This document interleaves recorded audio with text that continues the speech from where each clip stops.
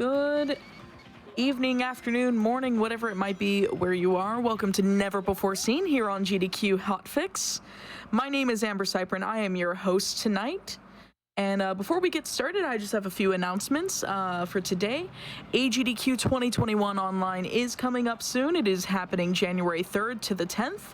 You can go to gamesdonequick.com to check out the schedule and tweet at us at gamesdonequick on Twitter and tell us what you're most interested in seeing. Prize submissions are open now until December 26th, so if you have anything that you wanted to submit, by all means, feel free to do that until the 26th. If you are watching on YouTube and you'd like to support our live content, please consider checking out our Twitch channel at twitch.tv/GDQ. And if you have an Amazon Prime account, you can subscribe to any Twitch channel of your choice every month for free. So please consider using your Prime Gaming account to support the weekly GDQ Hotfix content, because that is what allows us to bring these shows to you every week. And with all of our new Hotfix shows, you can head to the gamesdonequick.com/hotfix website to find out more and submit your runs as well.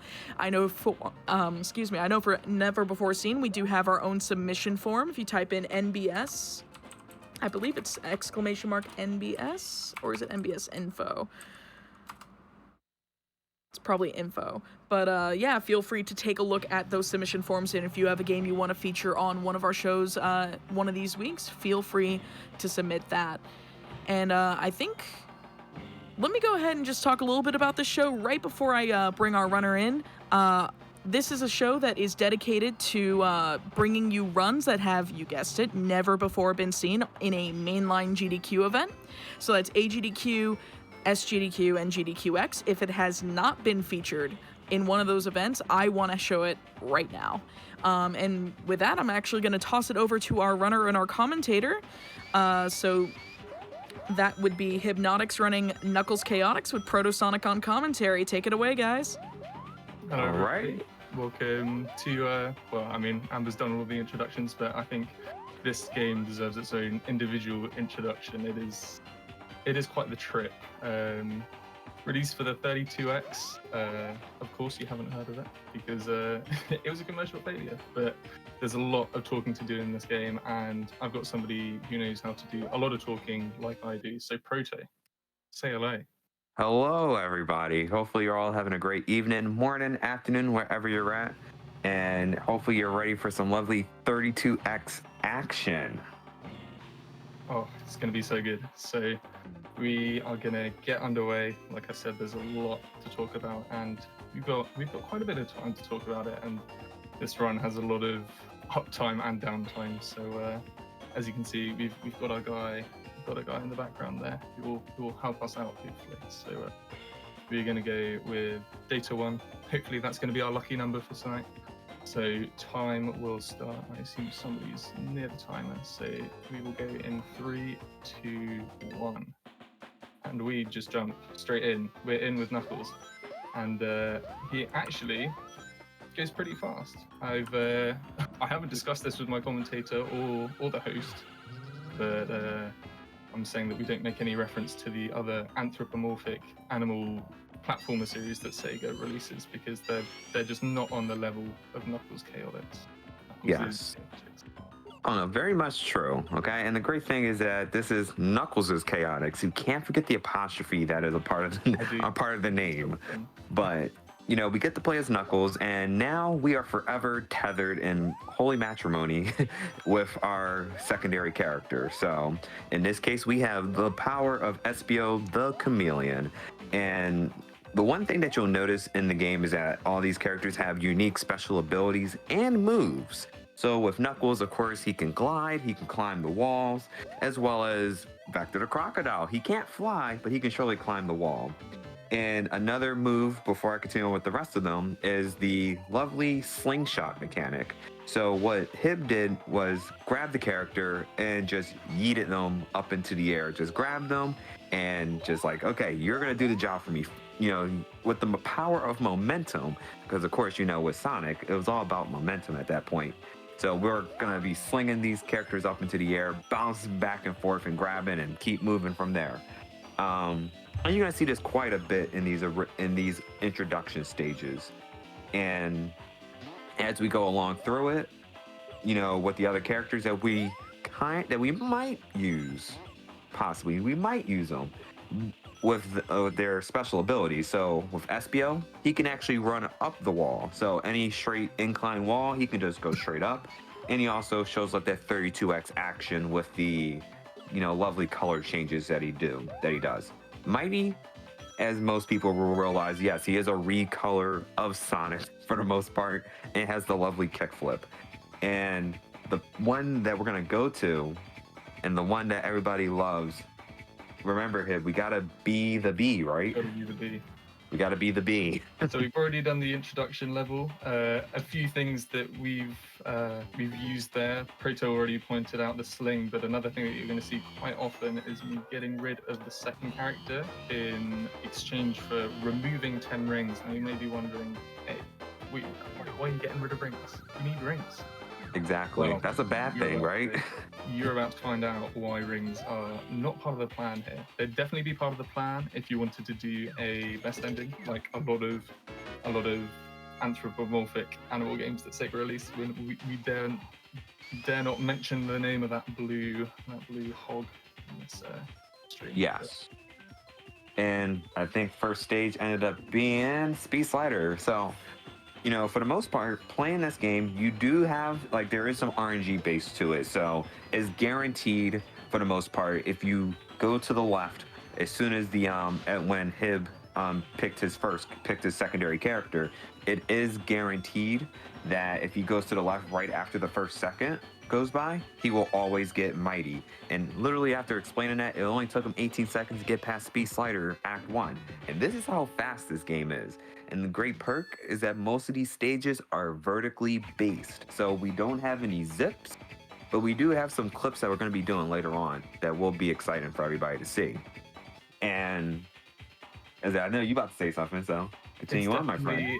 Definitely worth having a look at the maps for this game, because if you look at any of the other games, like if you look at Sonic 2 or Sonic 3, most of the levels you can see how sort of wide they're spread out and how horizontally based they are. And of course they would be for the various, well, for how momentum works in the Sonic game.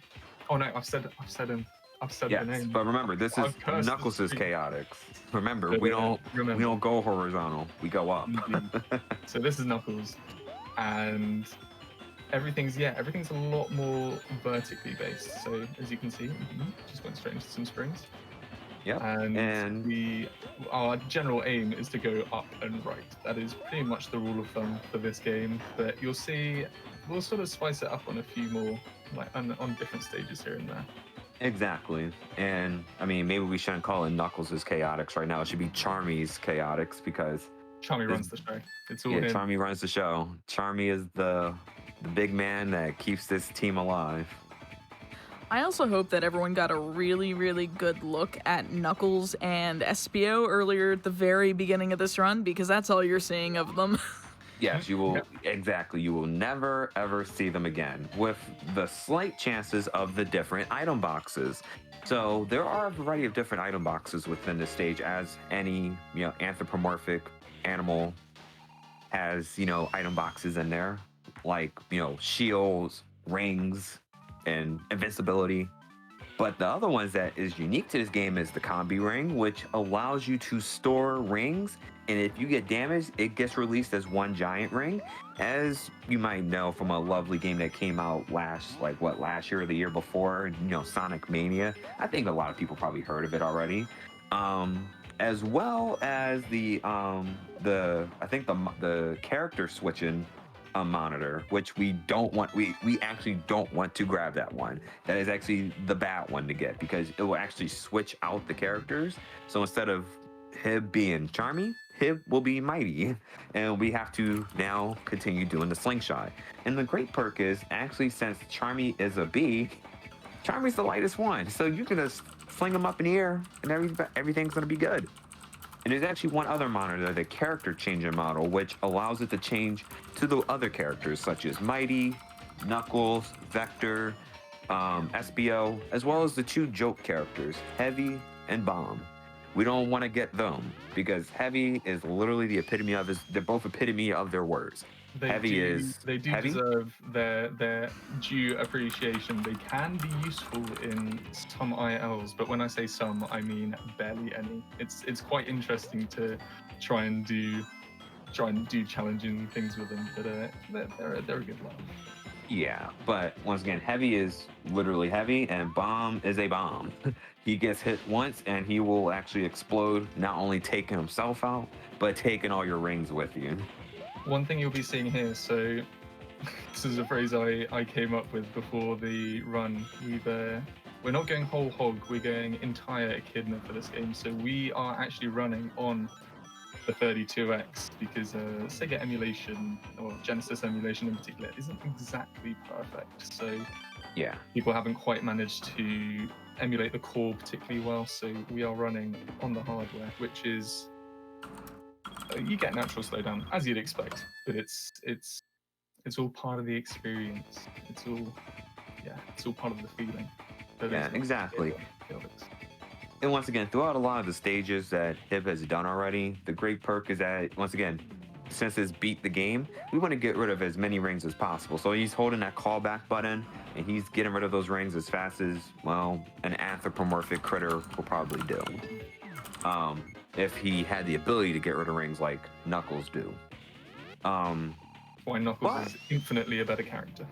Exactly. And all of the other characters in this game, because they can all do it. But one thing that hasn't been mentioned when it comes to getting rid of the rings, so minus rings means that our countdown is lower. But if we go to a secret area in the game, or we hit a particular box in any of the stage, it will give us a secret bonus. So the one that we just flew by there, that would have given us a secret bonus, but instead we fly around it and we get to the end of the stage and we'll go with -3. So it will show up as having -300 getting to the end.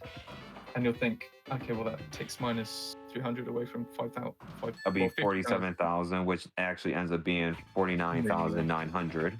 So hey, welcome to Knuckles' Chaotix, where we do math. Exactly. And then another thing, we did touch on the RNG a little bit.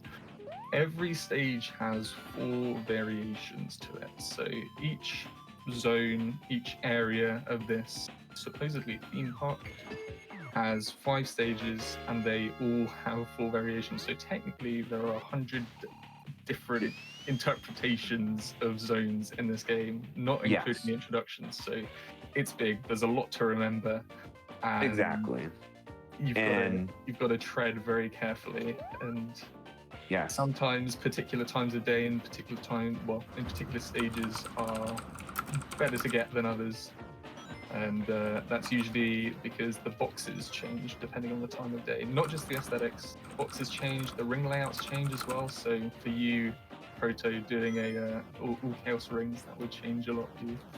Oh yes, it definitely would. And we're going to talk about all chaos rings, or the other name we got for it, in a moment. But the trick right now is that we want to actually clip. We want to actually have Charmy move so fast back and forth that we can actually get Mighty to quite literally clip through the platform. And so hopefully he gets it. And this stage, Marina Madness 3 and 5 have the ability to actually do this. So kind of fingers crossed here, kind of hoping we get it. Rough at the moment. Yeah, it's kind of this is actually one of the tougher clips to actually get in the game. Marina Madness 3 is actually pretty easy, and Hypnotic is the only one that has actually able to get Marina Madness 5 like on a dime like that. Well, in a run at least, but in a run, yes, that is very much true. This is rough. Usually, if we wanted a solid time, there we go. So we hold and then we get through with Charmy. So one thing that hasn't sort of been touched on a little bit. So on a 3-button controller, because I'm a peasant, I can't quite get a 6-button controller for a nice cheap price where I am. The B button is our hold, and C is the callback. Also use that for holding characters, like physically, giving them a good old hug, holy matrimony, all of that. And then also holding them in position that we did right at the start. Less so now that it it's good for the momentum, and it's a little more useful when it comes to using characters that can't fly, like Charmy, because Charmy, once we said the weight of Charmy means that he gets blown about pretty much everywhere, so it's not quite as effective with him. But... Yeah. And generally speaking, we kind of want to just keep Charmy. He's not a car. But we want to usually keep Charmy as the primary character just because he has the infinite flight. And seems like my Genesis is saying no, so apologies for this. That's cool. Look, things happen, and that's normal. As we're getting back into this, talking about Charmy, I mean, who doesn't love Charmy B? Charmy, once again, the big perk of him is infinite flight. So that's the thing with it. Infinite flight means you can just keep dashing around, and with those characters, secondary character, they literally become a wrecking ball. So they can just constantly just knock these out, and once again, we're going to see that RNG do its magic, and once again, after 1 second, we get mighty automatically. So that's one thing that is incredibly nice to have in this game, to have save files so you can instantly come back. Oh, again, exactly. I think that's just a quirk of the game. Well, exactly. I wouldn't call it a quirk. It's not exactly a feature for not working on it sometimes. But well, I just realized this. Charmy's actually so small. When you do the combi catcher, you can't even see him. But that's power of being the bee. He's going places, this guy. Yeah, so welcome to Speed Slider 3, which you literally just go up. And that's all you got to do. And so, as we talked about it, there are the different stages. So we have Botanic Base, which is kind of like your Green Hill in air quotes. Your Techno Tower, Speed Slider. I like to think of Speed Slider sometimes as your Carnival Night Zone because it has that aesthetic of the carnival. As well as kind of like the loop-de-loops a little bit, but not a lot of them. Amazing Arena, which once we get to that one, we'll go ahead and talk about. And Marina Madness, where, clips galore, as I would say. I'm trying to think of what we would compare Amazing Arena to, and I can't really think of anything other than maybe one of the Sonic CD levels, and quite often I find myself thinking, like, classic Sonic games, I've said his name again, but classic Sega platformers in terms of looks and sound. I don't know. It wouldn't be Metallic Madness. I would definitely not say that. And I think I haven't listened to much of Rise Star, but from what I've seen of Rise Star, it looks amazing. I don't know whether Amber can vouch for that. I haven't played all the way through Rise Star, but Rise Star is actually, from what I have played of it, it is quite good, and it looks very similar to Knuckles Chaotix in aesthetic. Apologies for the consistent console failings at the moment.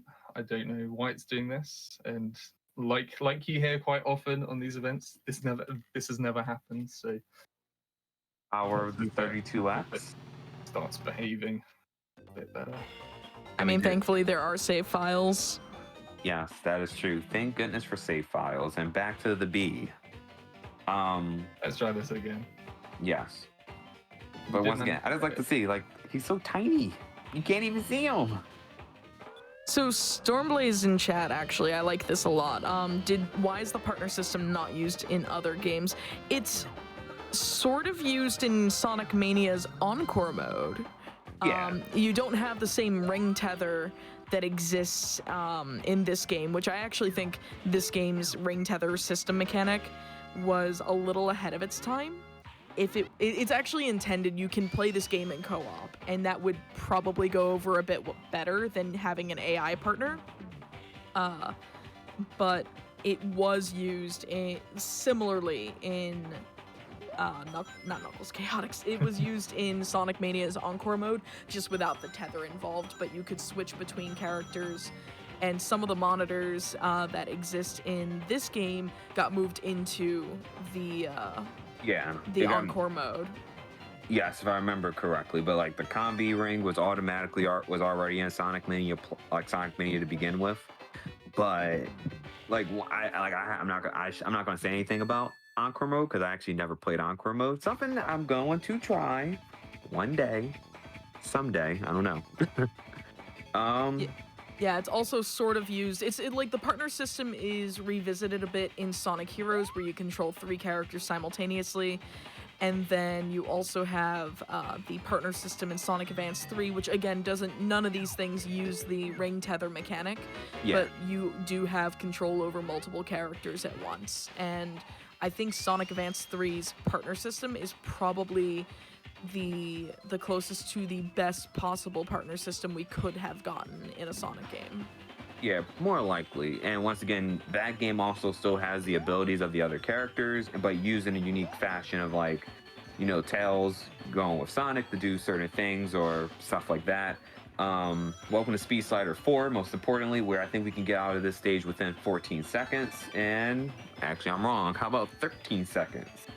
But once again, all of those games, they still have that rubber band kind of effect to it. It's just that, as Amber said, the physical gimmick of the ring tether is not there. And I actually would like to see a Sonic game, or one day maybe a re-release of Knuckles' Chaotix, as like to bring this back, bring it to life. But a man can only dream. I do think if it were revisited with current experience from game devs and with current technology, it would probably go over a lot better. Would it still be gimmicky? Of course, but would it function a little better? Yes. That's how I feel with the ring mechanic in this game. I've done a casual playthrough of this as well, and I used mostly Knuckles and Mighty for that, and it was fine. I wish I'd known about Charmy's really, really busted flight ability, but here we are. It wouldn't be Sega without a few gimmicks, would it? Let's be honest. Yeah, exactly. Luckily, Hib actually went past the character monitor, because once again, with the changes in the day, like in the day setting, so I think right now this is just regular old daytime, I think that monitor actually wouldn't be there. But since it actually is there, you want to avoid it, because if he actually clicked it, if he actually hit it, and I think it was on Bomb the last time, he would have actually changed into Bomb, and that would have been a very interesting run just to do for the moment. He's always fun to show off, but it's best if we avoid it in these sorts of circumstances, I'd say. Yes, and I realized this as well, if your secondary character actually hits the monitor, they get the ability. So let's say if Mighty hits the shield monitor, he gets the shield. If he hits the character change monitor, he will change character. So sometimes it is good for those secondary characters to grab some of the not so friendly ones. So if you want, we got the enlarging and shrinking monitors, we generally want Charmy to grab those enlargement monitors, because he'll be big boy, and most importantly, he'll be much faster in that regard. And with the smaller one, once again, Charmy's already small. If you hit a small monitor, you're really asking for a slow time in that regard. Yeah, his flight is significantly reduced, and yeah, it's not quite as fun to play when that happens. Yeah. So someone in chat is asking, why would the negative score bonus counteract the positive time bonus? Can you explain how that math works out, and also explain just re-explain, if you've already mentioned it, how the score bonuses affect real-time attack? I wish I could. I don't think there's. I don't know of an explanation. Yeah, it saves frames, I believe, but it's just You're right. It does save frames, and we just have Hib just hit one of those switch monitors, so now we got to do that lovely little slingshot. But being a math person myself, thinking about that, the thing is, I think they don't they'll take away even though you might have a minus score of let's say 3 rings, and you get it's a penalty of 300. They actually only penalize you maybe 10 points basically. And once again, it's there to save frames, so you still get the penalty. So if you look at the screen now, it's going to change to maybe 3,900. So he only took the penalty of losing 100 points from the final score so far. So I don't know why it doesn't just do the entire 500, but it does that penalty of 100 instead. It is interesting to see that for the most part. I wish So I had general- an explanation. Yeah, I mean that's the best I think it's explanation I just could left think on of, and that's explain. something I noticed during like when we do beat the game. You generally don't want to have rings because those rings do increase the time, like not the ring score, as well as hidden other monitors give you the secret bonus that adds time, Ooh, that adds just frames. there, Proto. So we were speaking about good times a day in terms of RNG, and we've got good RNG for this stage because right at the start we've got one of those enlarger monitors that we spoke about, and Charmy can get us to where we need to go just that little bit quicker. So everybody tuck in, exits will be there, and Charmy will be Yes. your flight. And that's the thing. And now it's gone. But so I realized there are different gimmicks within each stage. Just to point that out. With Botanic Base, we have these elevators. For the most part, most elevators that are going up can be avoided because since we have Charmy, we can fly basically into them and up. So we can actually avoid going through the process of actually going through the elevators. With Speed Slider, it's just based on speed, loop-de-loops, and all that stuff. And when we get to one other stage in particular that we're not talking about, there's going to be a particular gimmick that can, if you don't pay attention, it can actually make you restart a stage. But we are actually at the first boss, and the great perk is Mighty gets caught, but not Charmy. So Charmy can literally be a wrecking ball of invincibility right here. And I saw Hypnotic, he got the wedge right there at the very beginning, and as Charmy does his dashes into it, even though Robotnik is electrified, the great perk is that since he's dashing, he is invincible during that time frame. So it allows him to get those extra hits in. And I believe it takes 8 hits, so like you can get at least 2 to 3 hits in on the boss before he starts rotating around. And of course you get that lovely 32x, processing of 3D in and out. It's interesting. Somebody raised the point about one of Mighty's other appearances, and in fact, actually, Mighty made his first appearance in the Sonic the Hedgehog universe. He made his appearance ahead of Knuckles, and that was in Sega Sonic the Hedgehog. And I will blow my own trumpet a little bit. The last hotfix that I was on, I was actually showing off Sega Sonic, and that was thanks to Amber for getting that on. That was quite the trip. Yeah, if you haven't seen the Sonic and the Shiny Things, if you missed that event live back in April, there are the VODs on YouTube. Sonic and the Shiny Games. Sonic and the Shiny Things was centered around 100% categories or good ending categories or collecting all of the Chaos Emerald categories. Or MacGuffin. Or MacGuffins. So... this game could have been in Shiny Things. Protosonic submitted it, but he had just learned the game, so I couldn't quite fit it into the schedule. But that category is a trip. It is really, really cool. Yes, with the power of 3 hours, but that time has totally changed at this point. But before we talk about what is 100% like, let's talk about this boss that we have. And the great perk is Mighty is the perfect shield. He can just run and get hit into the basically Wrecking Ball mode. And whenever your secondary character gets hit, they only lose 1 ring. So it is generally preferred that the secondary character takes most of the damage. Like, let them take the hit. Be the shield. And as long as you have 1 ring, you can still do what you gotta do. But since the boss is defeated already, hey, we don't need those rings. So, hey, we owe 800 rings, which means take that penalty of like 100. I was right. I'm not gonna lie, I guessed on that. I was guessing on that the entire time. Easy. Like, well, it seems, I don't want to curse it, but it seems like the console is deciding to cooperate with us today, so far. So. Well, the console's being a good boy at this point, so I'm very happy about that. I'm not smelling any burning, so it must. Yes. Ooh. And here we go. Arena. I think. Do you mind if I take the lead on this one, Proto? Oh yes, take it away. Welcome to Amazing Arena. It is quite the trip. So, Amazing Arena. You'd think, all right, well, you've seen all the gimmicks for the other stages. What's up with this one? So we've hit a light. which is incredibly easy to avoid. But right at the start of the stage, we did have a little radar that showed us where that was. If we end up missing that light and somehow manage to make it all the way to the end of the level without hitting another one, I believe every level has at least 2.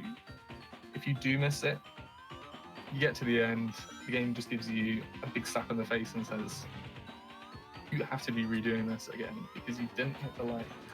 And that is these are the only stages that have requirements in terms of what you have to do before you finish the stage, which I think to a casual, quite often you can miss the lights and end up just getting straight to the end and things like that. Not like this.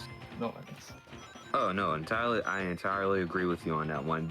This is one of the stages where frustration can hit, as well as like you might have, like, if you mess up, you will more likely have to restart. And if I remember correctly, I think Amazing Arena 3 is the only one that will actually lock you out of an area if you miss the switch, if I remember correctly. Might do, yeah. I think, yeah, you can't return. In the end, it only gives you the option. Yeah, so I think that's the only act that actually will lock you out if you don't hit the switch. Because I think for the most part with other ones, as long as you don't, because they have like the little not elevators, but the little flying saucers, you can always jump into those and go back to the previous part. However, with that one, there's actually a lock and door. And as we go to Marina Madness 3, we get the lovely, I like to call it the quantum glitch. Or the quantum clip. I'm not going to call it a glitch, but the quantum clip. So we're going to actually go up here. We're going to keep bouncing back and forth and back and forth. And hey, Mighty actually went over. And Mighty needs to be a little bit more kinder. And there we go. That's how that clip works. Literally, we are bouncing back and forth so much with Charmy. And Mighty's bouncing forth so much. He actually kind of breaks quantum space and just clips through that platform and goes on his merry way.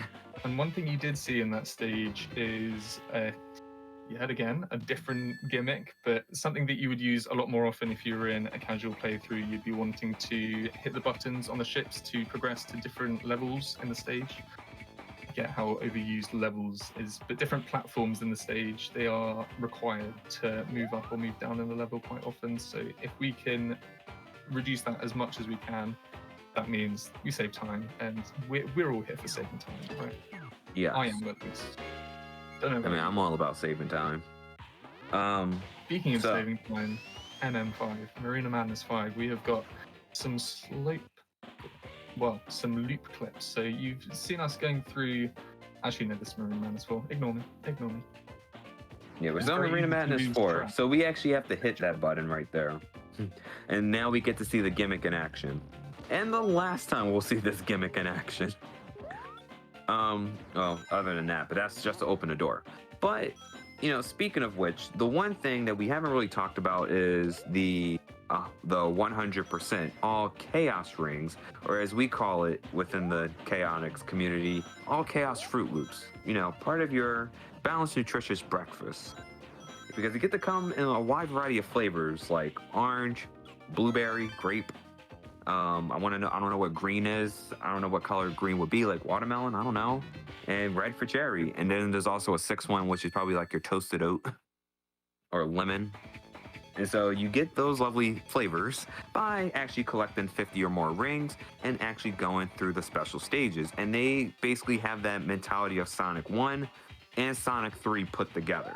In the sense of Sonic 1, you need 50 or more rings to jump into the giant ring. And spoiler, the thing is, there's also other giant rings, if I remember correctly, spread throughout the stage. Bonus stages as well as special stages, and bonus stages, we don't want anything to do with them. The bonus stages are wild. They are. They are a trip. I remember when I first ended up in one, I was like, oh, this has to be a special stage. I see they're doing it like Sonic and Knuckles. No, they're not. Those are just bonus stages, and you're constantly falling. That's all you're doing. At least the great perk is that you can clearly hit the end button. There actually are end buttons in there. So we were talking about different times of day offering different things. We actually have spring RNG in this game. Who would have thought? So with that stage there were 2 sets of blue springs, and blue springs are ideal as unlike red springs and yellow springs, I can't believe I'm really like explaining this in depth about springs, but blue springs they transfer the velocity to both characters, whereas red springs and yellow springs only do it to the character that hit the spring. I hope that makes sense. It made sense to me in my head. It does, because once again, I feel like you explained it to me literally 20 minutes before we actually started. And I'm like, what? Like, that doesn't make any sense. But I'm like, oh, wow, it actually does if you play the game. Because we generally see, like, in any standard Sonic game, yes, the red spring would be like the one that gives you the maximum velocity next to the yellow one. I don't think they have used that many yellow ones since.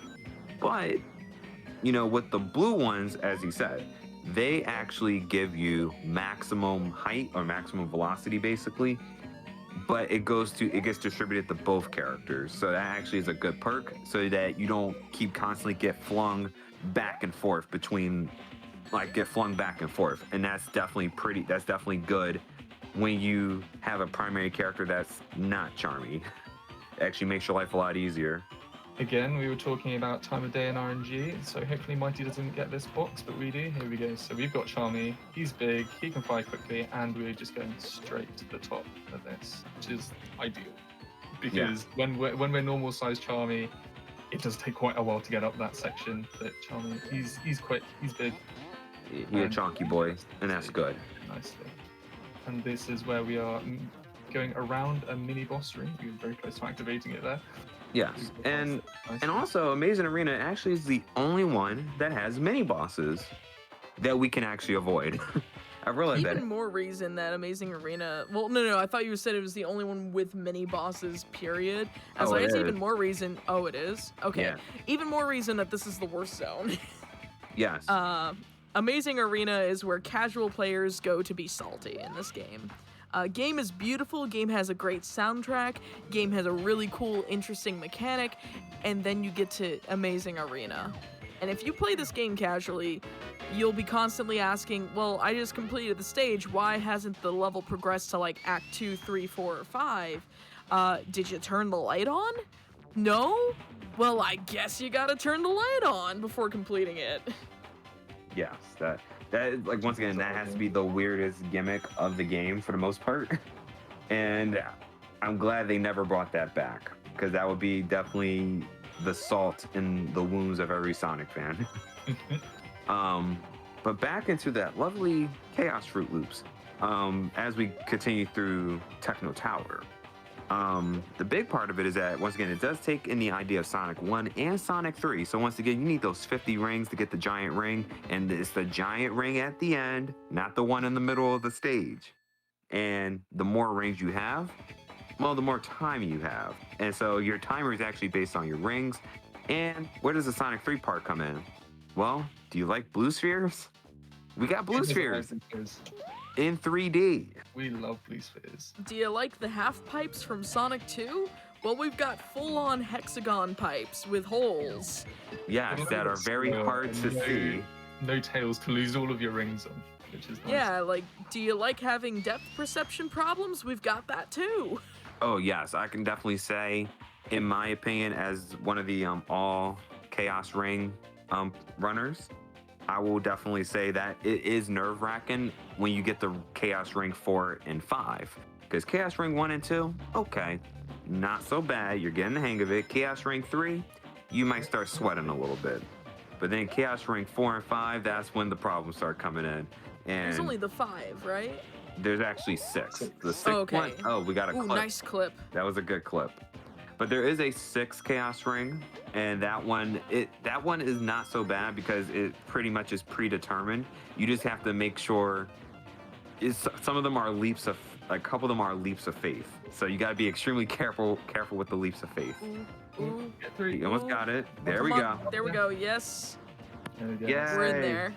There we go. It's nice to get. And we are onto the boss already from Arena. Yep, and that only took 47 seconds with the power of clipping through loops. I don't know why the collision is so dodgy in this game, but it is. And one thing that we were talking about is the difference between this game and the other classic anthropomorphic. I should probably let that go at this point, but yeah, when it comes to raps for for those games, they sort of work along their axes and they fling you from one side of the stage to the other. When it comes to this game, if you find yourself in collision, if you are in sort of parts of the stage that have a hitbox, they will send you top right for whatever reason. I don't know why it happens in this instance, but it's not going to send you from one side of the stage to the other. It will immediately teleport you, well, not teleport you, but slowly get you to the top right of whatever that collision has. Yeah. And that I was like how a that boss is apparently. just that boss is just, hey, we can do like very basic polygons. It's a Let's flex. just do it because we can. Exactly. Sega said, let's flex. Yeah, let's flex on these and let's actually have them spin around like a helix. And once again, that has to be one of the interesting bosses as well, because it's literally the waiting game until he opens up the actual polygons. And then as Hypnotic, that was literally Wedge, Wedge, Charmy, and Mighty on to both sides, and just constantly just smacking Robotnik around. So, gotta love that power to 32x, am I right? It's honestly really, really impressive. The issue with the 32X was just that the Saturn also existed. Yeah. Like, the 32X should not technically have existed, or it should have and gotten all the support rather than doing the Saturn thing. But I'd love to get some Sega Saturn games on Never Before Seen. If anyone has any Saturn games that they want to submit or that they happen to run, by all means, please submit them. You can find the ability to do that at the command I'm gonna type here, which I think is just, yeah, there it is. One There you particularly impressive 32x game that I've seen recently, I believe, is called Tempo. It's a platformer that Yes. quite often they compared a little too closely to Sonic, but it looks like a lot of fun. It makes good use of what the 32x can do, and it's something that I'm definitely looking at giving a go at some point. But as far as my speedrun expertise lie, I'm trying to take on all of the Knuckles games and Knuckles categories, and for whatever reason, I thought, hey, first one, let's go for Knuckles Chaotix, because surely it's all about Knuckles, and here we are, the Charmy run. Because of course. I mean, you do get to use Knuckles for what, like a minute 31, more likely? In-game, yeah. Yeah. But yeah, and speaking of which, I just realized this. Let's say you get all your Chaos Rings. I'm not going to talk about the ending of the game, because that's something we got to wait for that. We gotta let that savor. But let's say you get all the Chaos Rings and you want to go back into a special stage. They'll allow you to do that. But now, instead of it being, like, you will literally be in wireframe. Like, the hexagon pipe is actually a wireframe. So if your depth perception was bad with that first one, it's gonna be a nightmare basically for the rest of it.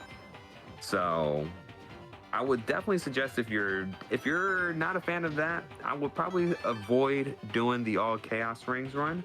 Even though we would like to have more people, trust me, we would love to have more people. We got cookies where we're at. Yeah, Well, so I'm if doing someone that, actually Chris. wanted to get into running Chaotix, where would they go?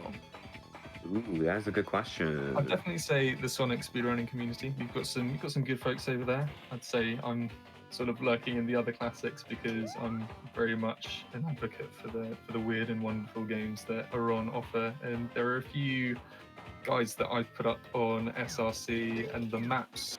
One thing that I found most useful was to just look at their maps, map out the route that I would take, and try and ingrain that in my brain. The one thing that you have to do to properly be good at this game is just to learn. There aren't many ridiculous techniques that you need to know, but you just need to drill in what you need to do. Yes. And that could be the same thing said for the all Chaos Rings run. Just because, instead of getting rid of the rings, you actually need to keep them. So you gotta kind of manage where you're gonna get your rings at, like what time of day, the RNG for it. Like, okay, is there a monitor here? Is there anything that's gonna cause me significant damage? And I would definitely say, if you're gonna do all Chaos Rings, make sure, especially for Chaos Rings 4, 5, and 6, make sure you have way more than 60 rings on you, because one slight mistake can actually be the end. And I would say definitely say memorize where these blue spheres are. So you gotta like kind of keep practicing like what route you're gonna take. Are you gonna rotate 3 times? Are you just gonna go 1 to the right? And are you gonna take a chance on getting something that has the has the stopping bumper that you can only use 1 time? And speaking of which, that boss is already done already. That boss is comical. Yeah, with Charmy, his hitbox just like misses the swipe of the arm, so he can just stand, he can take it chill and just do occasional boosts up. Yeah, get a little bit of damage, and it works every time. Yes, spinny arms, but they're not helpful when you have the power of the big. Indeed, and again, another flex from Sega. They're just like, look, you can render shapes, and yes, as you can see, they make very good use of it by making them like they don't do anything in that boss fight apart from look pretty. And I'll very much admit that I'm a sucker for games that look and sound good. Hence why this is where I am at the moment. This is why I'm playing Knuckles Chaotix. Yeah, I mean, once again, the soundtrack is actually really good. Like, let's not doubt that for a fact. Yes, the gameplay can be a little weird, but the soundtrack is actually really good. I will definitely say that. Sega, they're always going to produce some slaps, even if the gameplay doesn't quite match up. I mean, I believe we have all heard of Door into Summer, if you play Sonic Generations, which I think that'll be something else that we'll be seeing later on the show, correct, Amber? Yes, the 3DS version specifically has not been shown in a main GDQ event, and we'll have Allegro on board to be able to show that off with Diamond on commentary. So if you enjoy handheld Sonic games, or if you like the Sonic Rush series, it's almost like another Sonic Rush game. Yeah. There's some love, definitely, that game. And this was also, I just realized, a situation where Mighty actually took one of the power-ups. I just noticed that. And hey, look, I think that was the second to last mini-boss, so we only got 1 mini-boss left to fly over. Mm-hmm.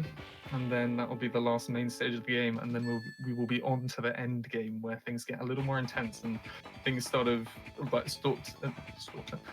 feel like they're coming together. Whereas in terms of story that we've had with these stages, you'll feel like, well, you're just trying to go fast and get to each stage. Like, what are you achieving here? You're not destroying animal capsules. You're not slowly destroying levels. What are you doing? But yes. You'll find out. And that's very much true. This has to be a unique Knuckles game. I want to say Knuckles game, because when you look at the American and Japanese manual, 2 totally different stories. Like, if I remember, I think in the American one, I think they just talk about, like, oh, Eggman made a carnival and is being powered by chaos rings and stuff like that. But I know in the other one, I think it actually talks about, like, Sonic 3 and Knuckles, like, with the post-events of it, like how because the island fell, if I remember correctly, like, with the island falling and it caused, like, some seismic damage, and it actually, found these power rings, and, that's just crazy. Like, the Japanese manual actually goes in so much detail with why Knuckles is there, because he's actually, like, because of the damage that was happening after Sonic 3, he's like, okay, now I gotta watch over this too and make sure nobody takes these power rings. But in the American one, it's like, oh yeah, carnival, like this carnival's happening, and Knuckles is just watching over it to make sure everybody has a good time or whatever. Like, 2 totally different stories. One thing that I absolutely love about the Japanese version of the game, never mind the box art and all of that. I thought you were going to talk about the box art. Vector's motivations for being in this area of the world is for religious purposes. Really? Yeah.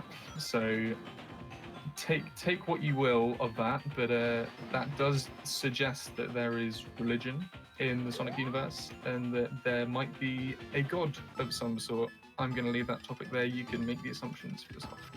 Yes, well, once again, definitely read the manual for it, and you'll learn something new. There we go. And once again, that box art is just amazing. Better than the American one. It looks so sleek and smooth. And I'll say, Hypnotic, you might want to focus on the game first. I've got a flex though. it's so Japanese version is just so pretty. Oh yeah, no, but I like that one because once again, it's simplistic in the design, and once again, like it just shows the eyes of the characters. Like this So is bold. serious. Like they're actually looking all serious with it, and it just says Chaotix. Wagger. Yeah. Remember, so that's the last main Oh, stage. yeah, that we're is- moving into the final part where we have a lot of pause buffering. One thing that we haven't really seen so far. So hopefully everything will hold up hardware-wise.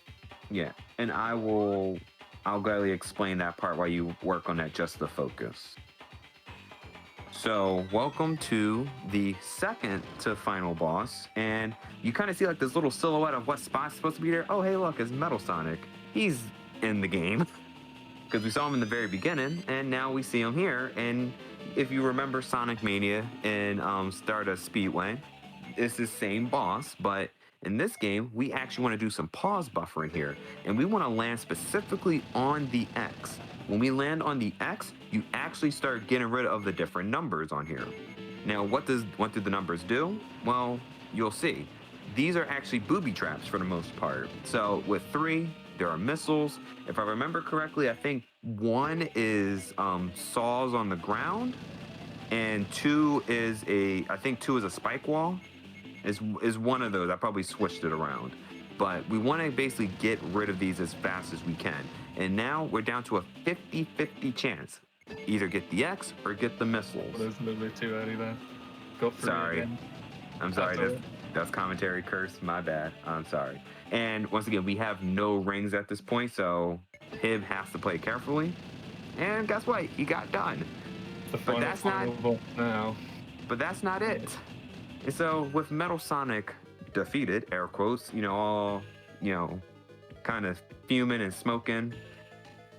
You think, oh, that was so easy. You Yes. feel like the game's just giving you a little cushion into the final stage because you've done so much for the game.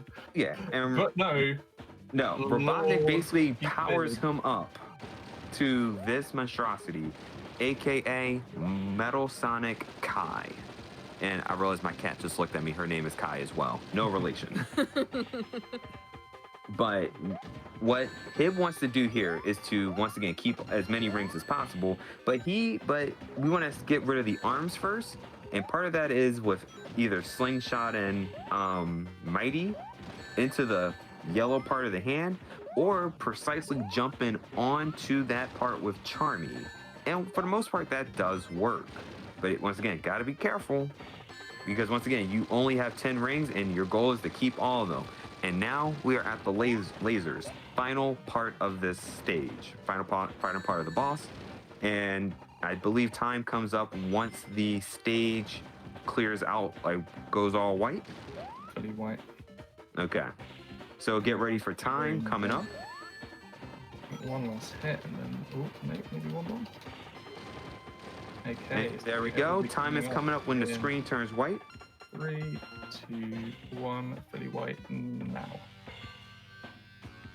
And So after all that, you feel like you've defeated the final boss. You feel like, yes, okay, everything is. We have restored peace to whatever this land is. No, the game just gives you the biggest backhand in the world. You didn't do anything.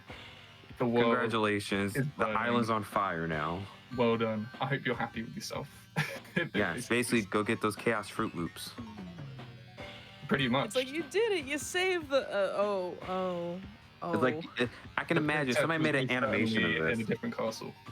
Well, Yeah. actually, I think what's better is an ending for a game that people are probably more familiar with. Tails' infamous line at the end of Sonic Adventure's Supersonic story: "All's well that ends well," right? Right? Yeah. Yes. Exactly. As the station square is still absolutely flooded. Flooded and reduced to rubble. Yes, I can imagine like if somebody made an animation of this. It's like, yeah, we did it, and it looks right behind you. It's like, oh, everything's on fire. I thought we just got rid of this guy. No, he's flying around, There just isn't much floating there. explanation for where that boss took place either, as if maybe it was inside a Chaos Ring or something. But there's a lot of unexplained things for this game, but we tried to cover as much as we can. So I'd like to say thank you, Proto, for doing a lot of the explaining for me. Hey, no problem. Amber, for having this on, and Oh, absolutely. It's been a pleasure. This game is a lot of fun to run. The learning is a little bit tough, but I'd always recommend it, and I'm sure Proto would recommend it too. And if you like the red fella as much as I do, I've gone all out for him today. Or if you like the bee. Or if you like the bee as well, then you should consider having a look at the the things that I do. I try and bring a little bit of flair to where Knuckles doesn't get too much attention nowadays. But yeah, I reckon he deserves a little bit more respect. Yeah, if you want to find either of these wonderful folks doing Chaotix runs or anything in between, take a look at those two Twitch links I just posted in chat.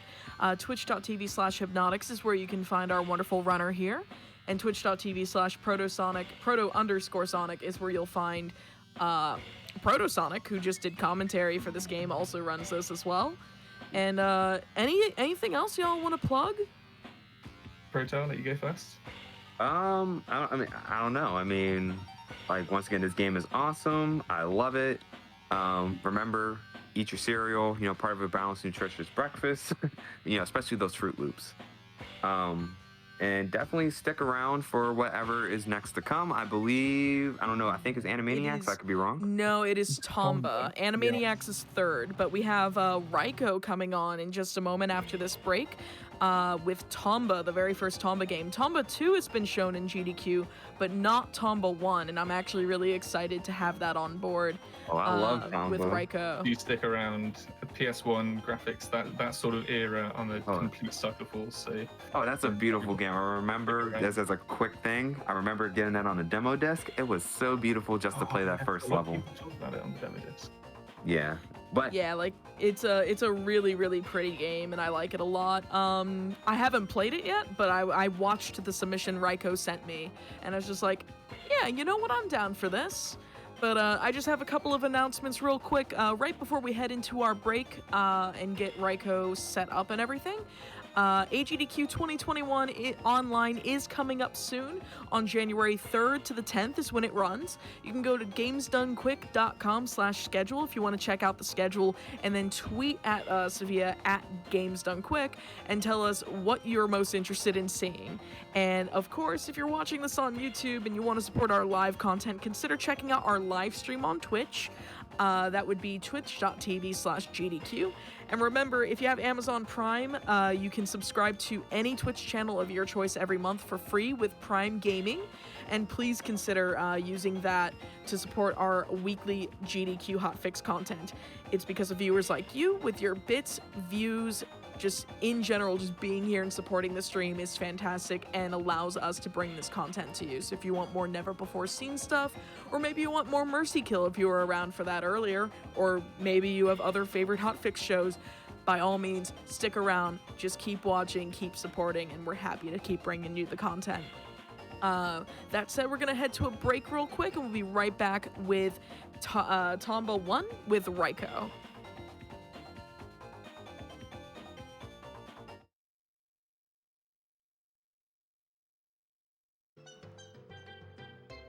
Welcome back, everyone, to Never Before Seen here on GDQ Hotfix. My name is AmberCyprian. For those of you who are just joining us, I am the host of this show, and this is our goal to show games that have never been seen before on GDQ main events. So that's AGDQ, SGDQ, and GDQx events.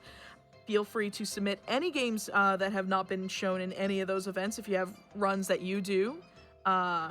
To the form that I'm about to link in this command in chat.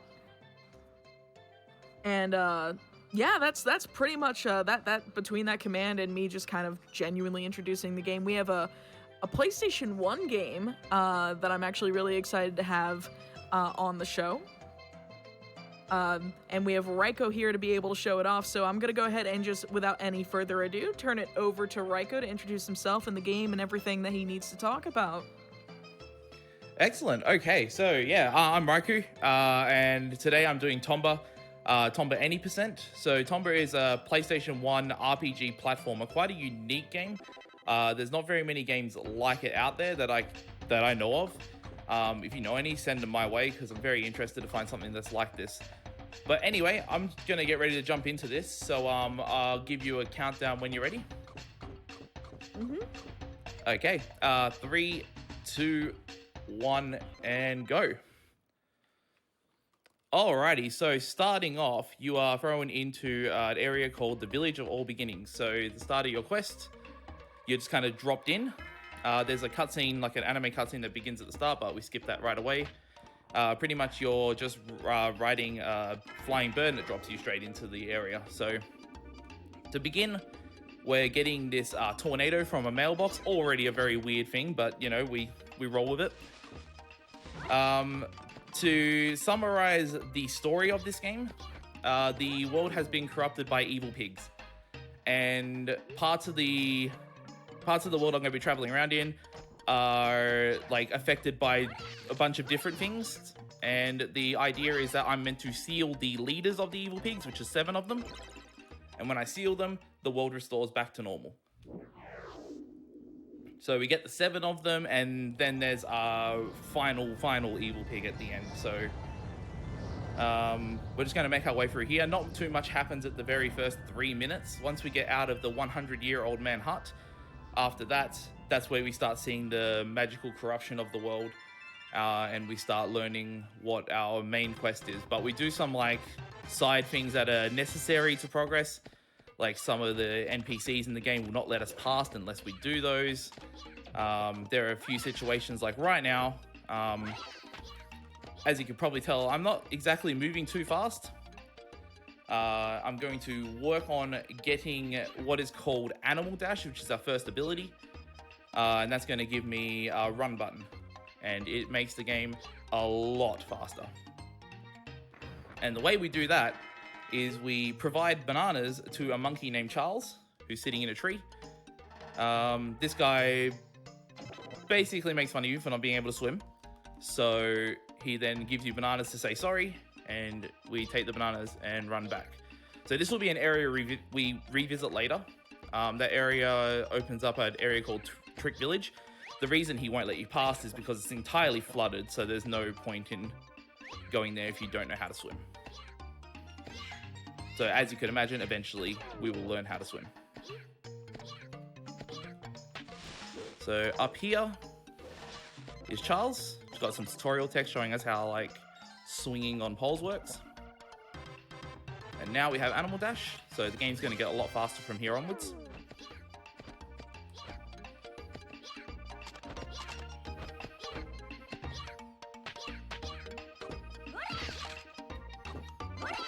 Some of this game's movement is precisely the reason I ran it.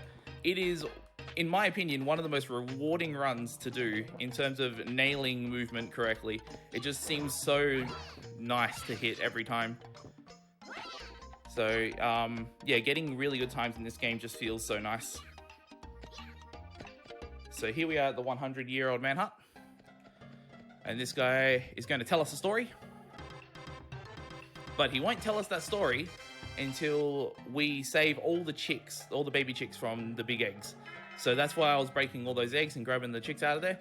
Where I'm storing them, I don't have a backpack or anything like that. It turns out that he actually stores them in his stomach. Every item you get in this game, Tomba stores in his stomach. I did not realize that. That is hilarious. Yeah. Everything's fine though. The chicks are completely fine. Nothing's being digested. It's just an extra backpack.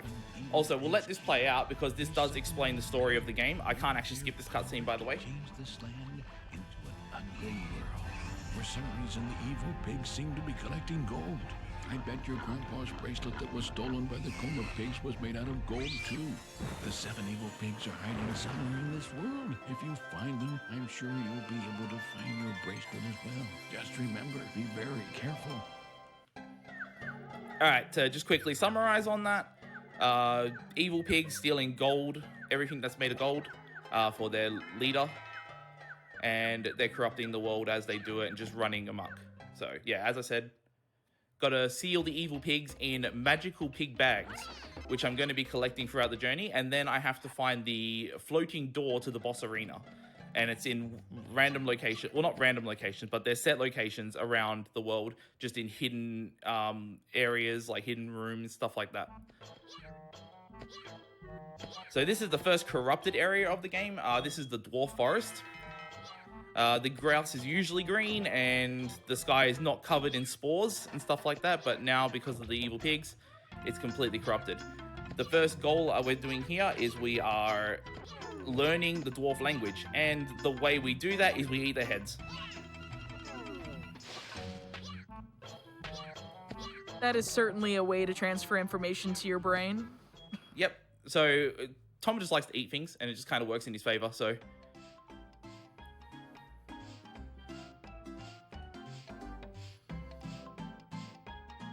So we got to learn the last level here by landing on that one, and now we are completely fluent in dwarf language. Absolutely Full conversation. nailed it. Full conversation, no worries, no like hiccups or anything, just not perfectly.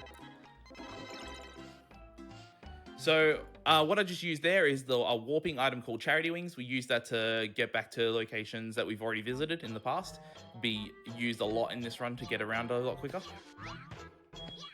So I will go out of my way a few times to collect some like that. And now I found out that the dwarves, like some of the dwarves have been captured, and I have to save them. Also, I just got a really, really difficult skip. The vertical position of your camera, if it's in the right spot, can actually cause the animation for that dwarf when you save him to not lock you in place, which means you skip the entire thing and saves about, I think it's like 5 or 6 seconds. Very difficult trick. So the fact that I got that is it bodes well for the rest of the run. So we're just on our way, just going to every location in Dwarf Forest to try and save all the dwarves. There's more animation skips coming up here. So if you grab these and then you jump all the way over to the right, and they go off screen before they start doing their dance, and that cancels you being paused in this, like just being frozen. Very easy, those ones, compared to the first one. This one is also difficult. You have to touch the dwarf and then run off screen. Got that as well. Very nice. So we saved all the dwarves. Just got to get this baby dwarf. And you just carry that on your back. And it's like screaming because you're moving so fast. And you just, you know, we have to go fast. We have to just have to keep going. Now you've got the jumping pants. Yep, that's right. So this is our first pants upgrade.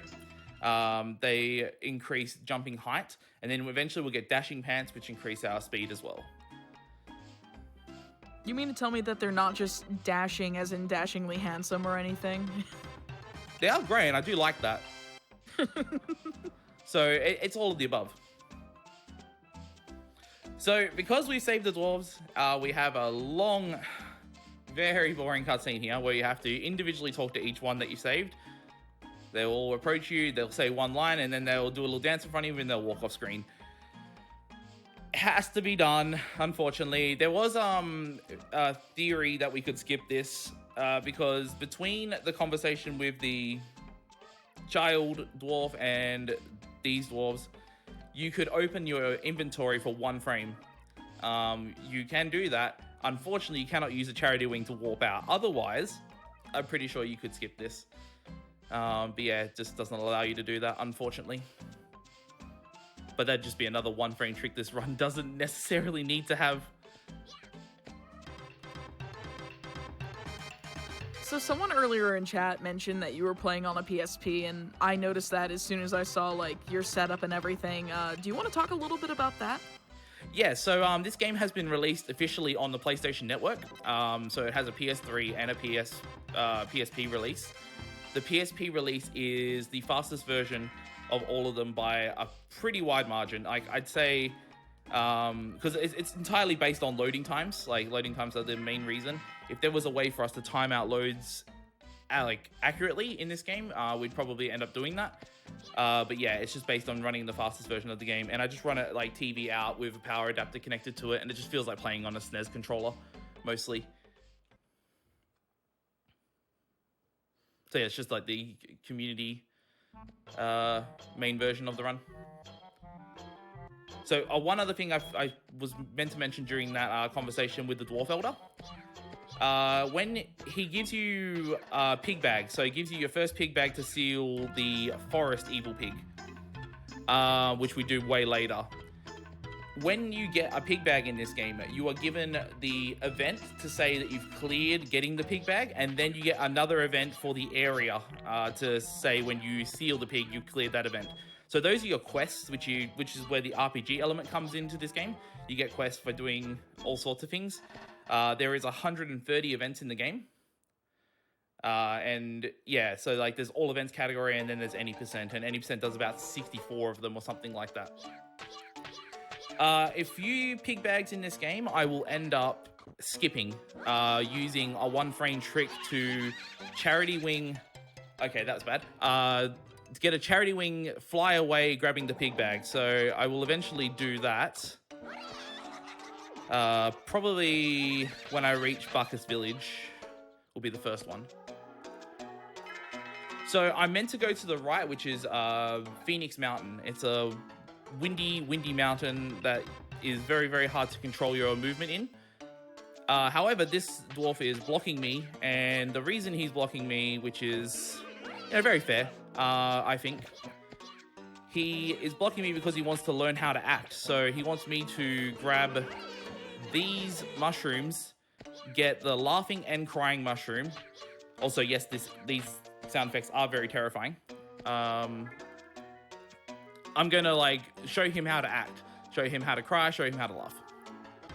And then he's gonna practice, and now he's gonna become the world's greatest poet.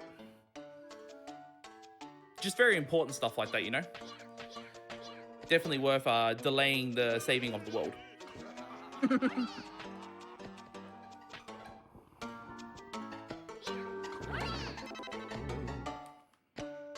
Alright, so if you've noticed, I've gone back to go grab the laughing mushroom again.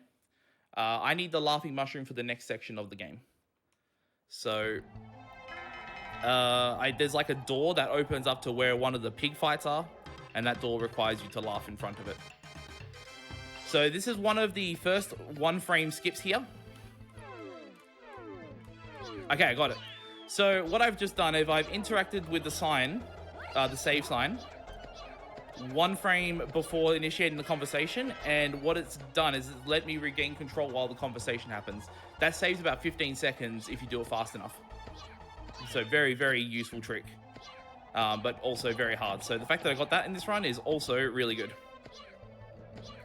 So another thing to note about this area is the wind is pushing me to the right, so control is like I'm being forced to run to the right.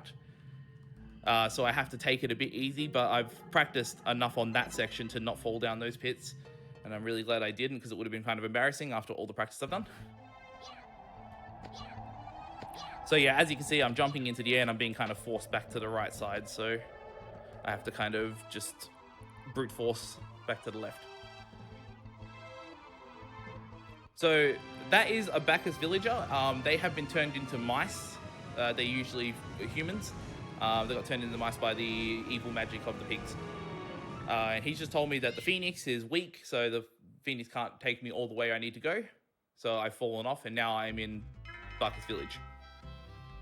So I've got to do a few quests here for the villagers before they'll let me progress. The first one is there's a baby mouse somewhere in the village, and I've got to find him. And the place that he is at is the bar for some reason, but we found him. Gonna report it to the town hall.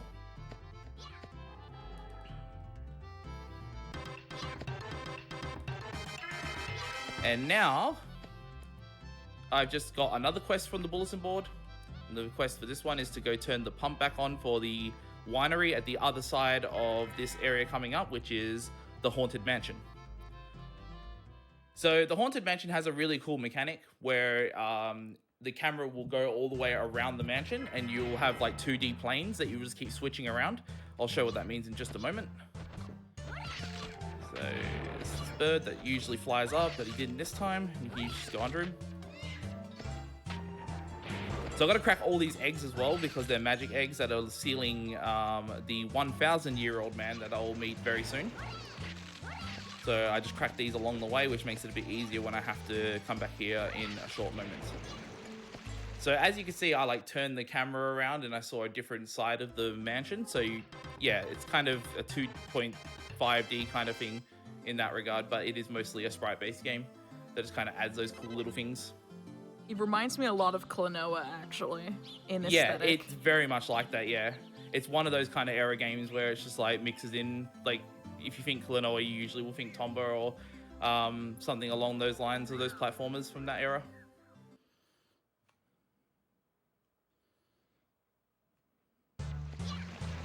Whereas, like, if I recall, Tomba 2 is actually entirely 3D, despite still being, I think, a side-scroller.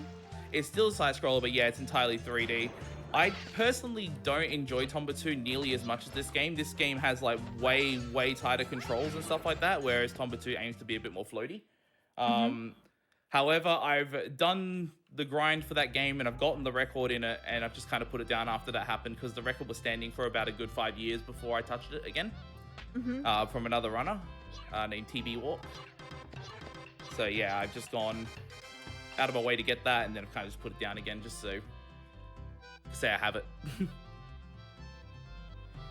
So now that I've completed the quest for this area, I'm about to go back out to Haunted Mansion and we're going to explore more of it. Got to crack all those eggs and meet the 1,000-year-old man.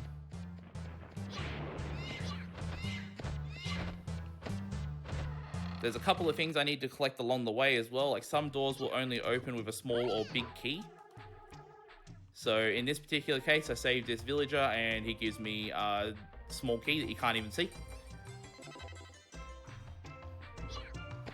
So I just picked it up off the ground and it wasn't even there, so.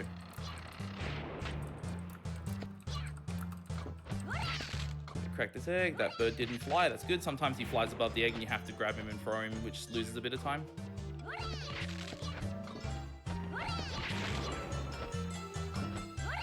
Another small skip coming up here. If I jump high enough, I can crack this and... Okay, well, I'd still landed on the bird anyway. But you clip between the bird and the egg, so you can grab the egg and kind of stun the bird. Otherwise, you'd have to jump on the bird, throw the bird, and then crack the egg. But unfortunately, I didn't jump to the right, so I ended up cracking the... end up throwing the bird anyway. So I'm also picking up, as well as the small key I did, I'm picking up big key pieces, which I'll eventually combine into a giant key, which will open that giant key door right there.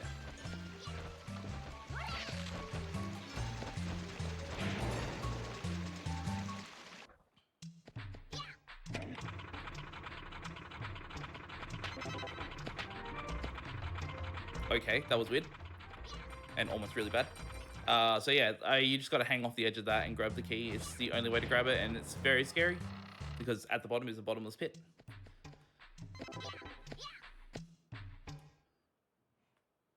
So you're just grabbing more key pieces, going along. I'm about to enter the room that has that's the small key door, and in there is the last magical egg.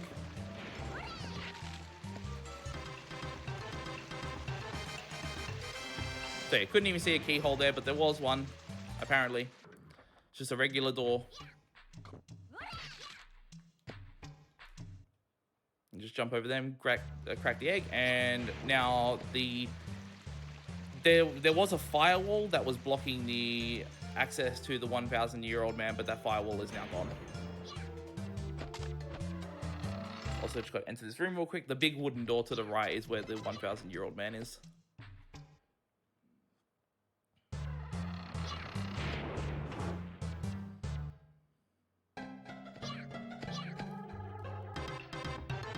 So there's still an invisible wall there for where the flames were, but you can still interact with him and he still comes over to you and he gives you the key to the blue chests. I didn't really talk about that, but when I saw the 100-year-old man, he gave me a key to open yellow chests. There's 2 more old men that I will meet in this run and they will give me a key each as well. Those keys are required because some of them have pig bags in the chests, which I'm about to actually do now, and I'll be doing a 1 frame skip here. In this, in the town hall is now a blue chest that spawned.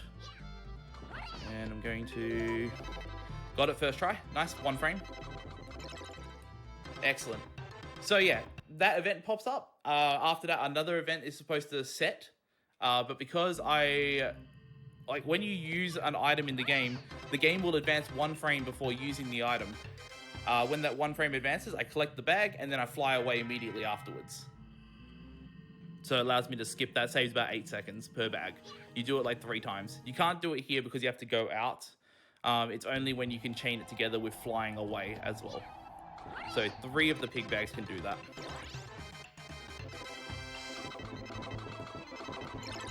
So we're on our way to our first pig fight of the run. The pig fights in this game, if you remember seeing Tomba 2, in Tomba 2 you have to throw the pig into the bag 3 times. In this one, you throw it once. Just got to get it in, and you're done. So the pig fights are really fast in this game.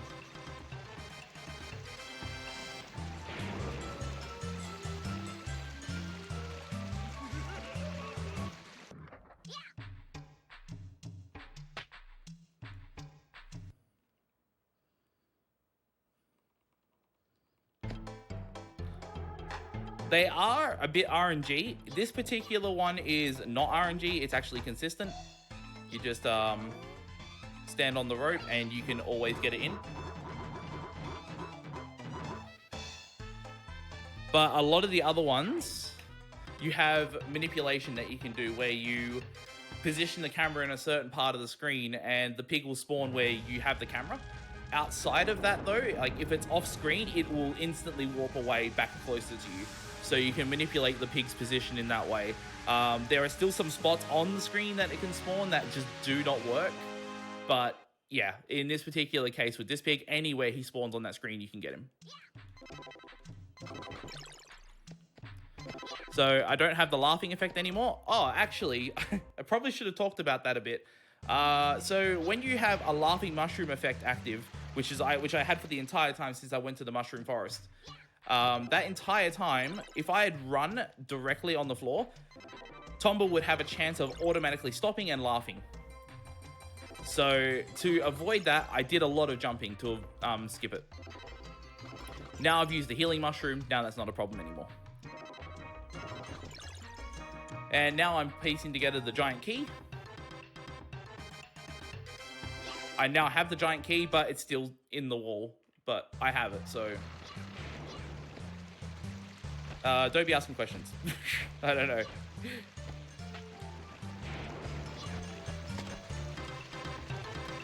Alright, so in this room, there is a puddle of water, like there's like a pool of water and a chest up in the very top right. I'm going to try and grapple up. Excellent. Because I can't swim right now, I take damage to water. So I don't want to fall in the water down the bottom. Because you get knocked back from it and then you do a little animation where you shake yourself off. So it's pretty slow if they have that happen.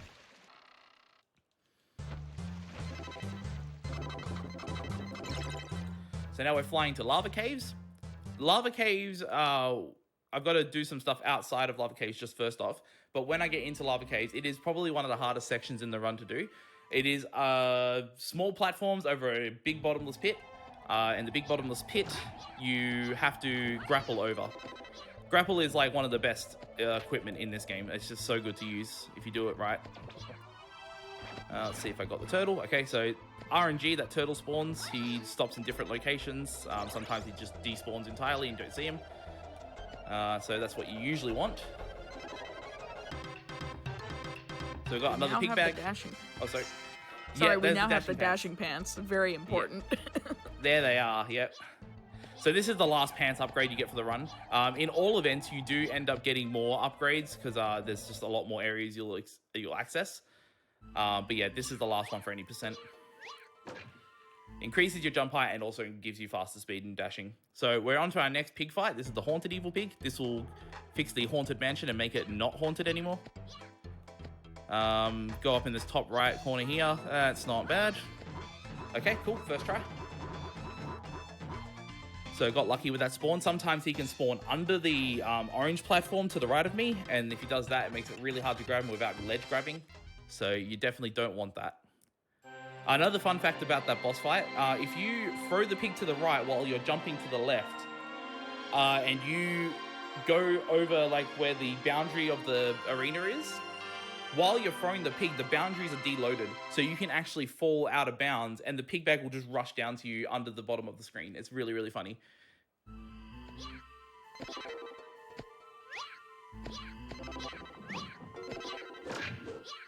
All right, now comes one of the trickiest things to do in this run. First try, okay. Let's see what happens. So the pig spawns at the end here are important. They matter a bunch if I actually... Okay, that's fine. Use those to kind of climb up. But there also can be really good RNG where one spawns at the very top already. So you just jump across and then you land on it and you use that to get across the gap. But that is actually a lot harder than it looks. You can't just jump forward and then grapple direction, like diagonally. You have to hold right, switch to holding left, switch to holding right again, and then grapple upwards before you descend too far down. So that way you don't go too far past the part you will grapple. So pretty tricky to do. But honestly, pretty good. That was a clean lava caves.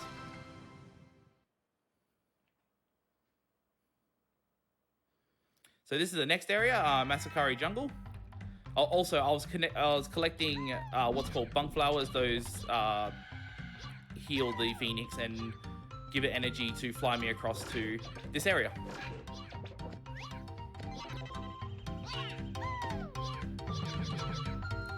So we're finally seeing our old friend Charles again. The one who taught us Animal Dash earlier at the start of the run. And now Charles is going to teach us how to swim, but not until we get him a refreshing drink.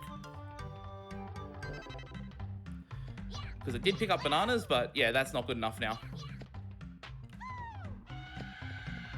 So we just damage boost across here.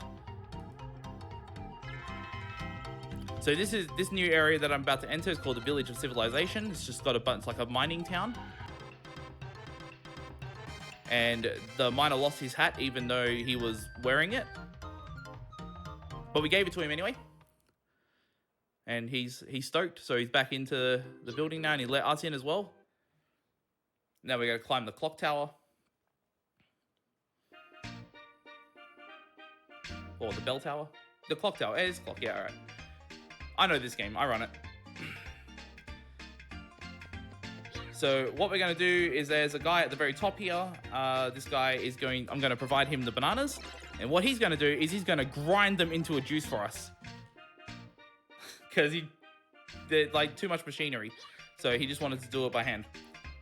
So we're going to give this banana juice to Charles, and Charles is going to teach us how to swim. Now, Charles is not going to actually teach us how to swim properly. We will just learn how to swim above the top of the water. We won't learn how to dive. Diving will come later. So this part here, a little bit of a tricky jump. I grappled too early. That's what was supposed to happen. There we go. I'll accept second try. It's fine. So provide Charles with banana juice. And give him a refreshing drink.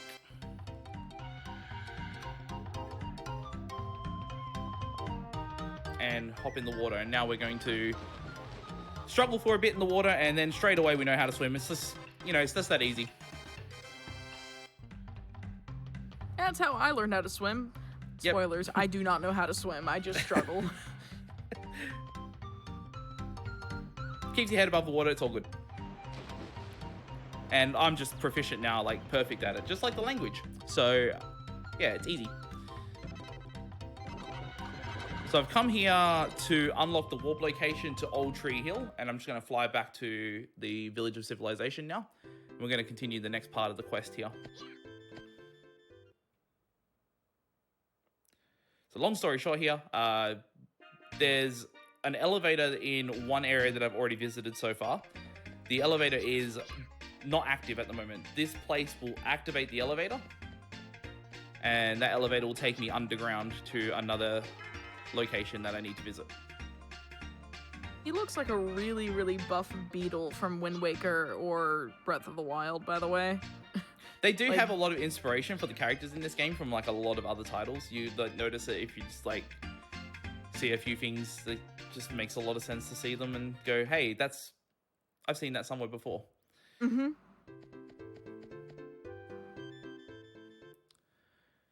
So I've got to visit all 3 areas. This game is 1 area to the left, right, and up. And each one has an NPC that I need to talk to progress this quest line. So basically there's a rusty door here. The rusty door I'm going to blow up because there's no way to open it otherwise. And I'm about to go to another NPC in the left area. And that NPC is going to tell me, no, I don't have a bomb or anything like that. And he's going to be like, oh, wait, actually, I do have a bomb. It's just in a tree. It's like a bomb coconut or something like that. So, yeah, the quest, I need a bomb.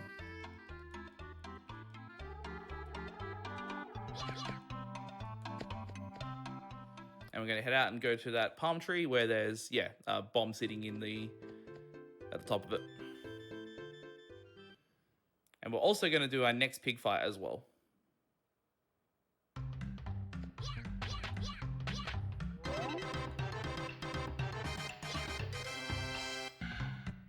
So what I did there as well, very small optimization, is I combined the animation for the door opening with the quest clearing, because the quest clearing does lock you in place.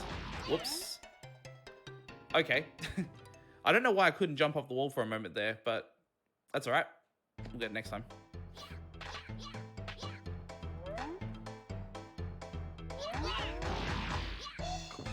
That's actually terrible RNG, but still okay.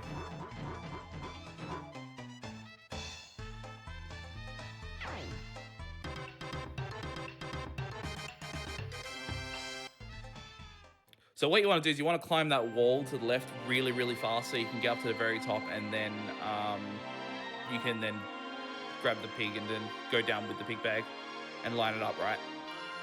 You get up there, there's very little spots that can be annoying, but where he spawned just then was really bad RNG, and it's really hard to grab him from there because you'll sometimes grab the ledge above or grab the rope again.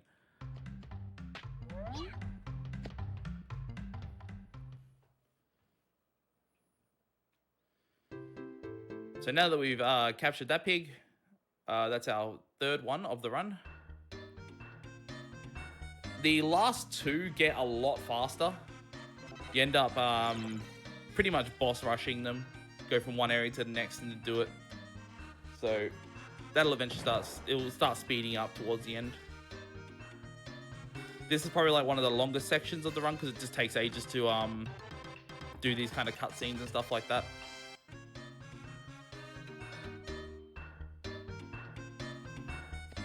So now that we've blown up this door and we can enter, we're going to activate the factory, which is going to activate that elevator in the watchtower, which is an area in the dwarf forest that I did earlier on.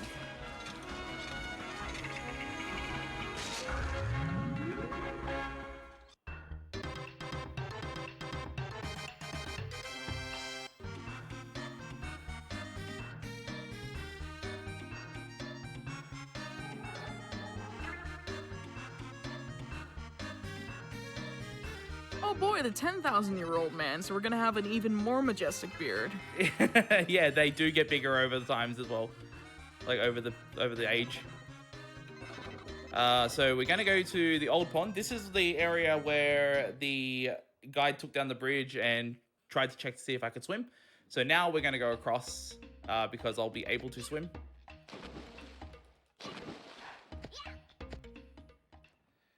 And we're entering Trick Village. Now, there's another pig bag here, and it's another area that's corrupted by the pigs. This place is not supposed to be flooded.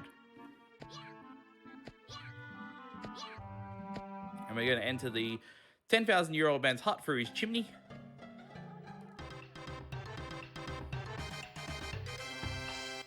And he's going to help us out. But he wants us to find 10 math beads that are at the bottom of this ocean. We can't do this because we don't know how to dive. So what we have to do is we have to find a mermaid and give her back her necklace, and then she will teach us how to dive.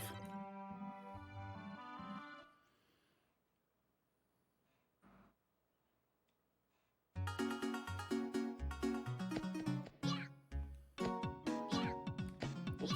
Oh, oops. No, go this way. I'm getting ahead of myself.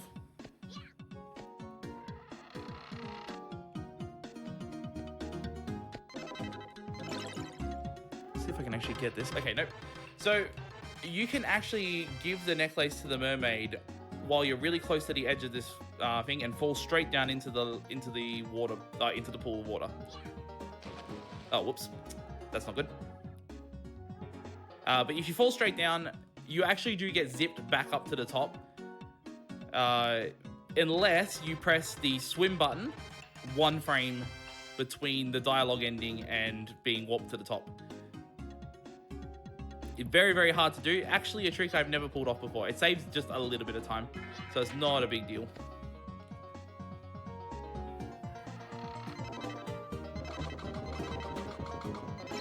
So flying back to Trick Village.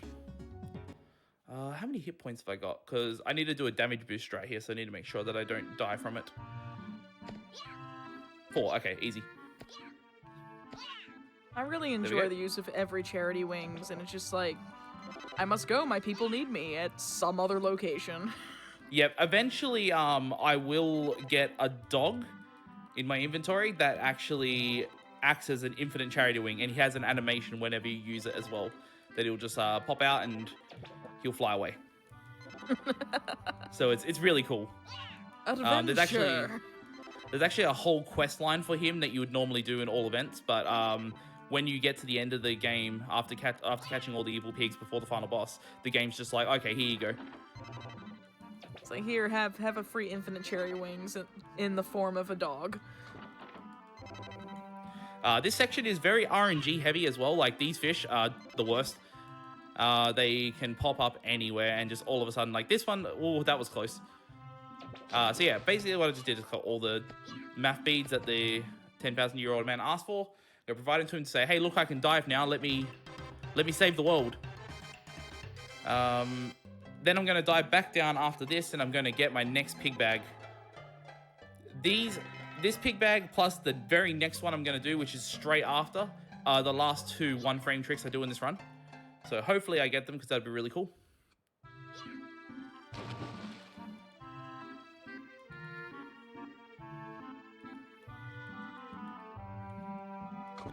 Right, here we go, and got it. Nice. The swimming controls actually look really nice in this game. Yeah, it's all dependent on how fast you mash as well. So, like, if you're really good at mashing, you can go so fast in that section. I'm unfortunately not that great at it. Oh, damn, 1 frame too late, I think. But yeah, that's what happens when you miss it. You get the event text, the alert comes up, you get another event, and you can't do anything until that's over, so you lose a few seconds from that. But yeah, that's 3 out of 4, I think. 5 if you count the dwarf animation skip. So yeah, that was actually really good for a marathon. I'm pretty happy with that.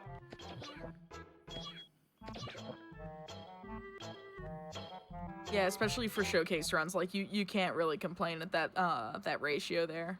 Yeah, 1 frame tricks, they're just so hard, so can't do too much about that. All right, good RNG, excellent. He is the worst pig in the entire game. That location he spawned was the perfect spot. Every other spot around it is, you just can't grab him and throw him into the bag optimally in any way. So if you get that, it's just time lost for no reason.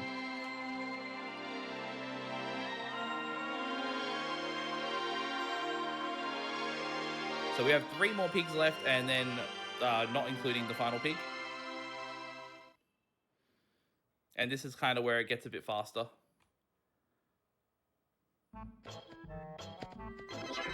Collect these charity wings. This is an event text that I really wish we could skip. You need those charity wings. There's no other like alternatives that would be faster. If you could grab those charity wings and get out of that section fast enough, you could probably stop the event text from happening because there's a small delay before it comes up. But yeah, as soon as you activate the fountain, you do get the text. So it's just a small time loss for literally no reason. You don't need that text. You don't need that event at all to beat the game.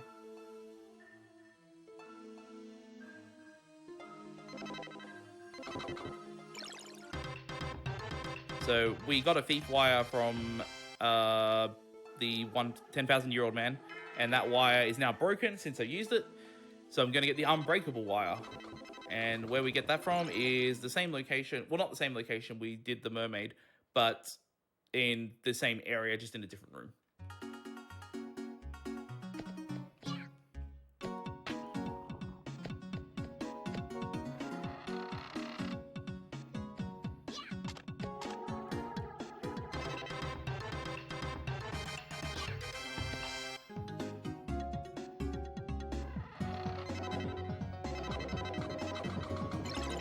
So he just gives it to you. He's like, hey, no, you can't have it. Finders keepers. It's like, oh, okay, all right, you can have it. So for someone who doesn't talk at all, Tomba is very persuasive.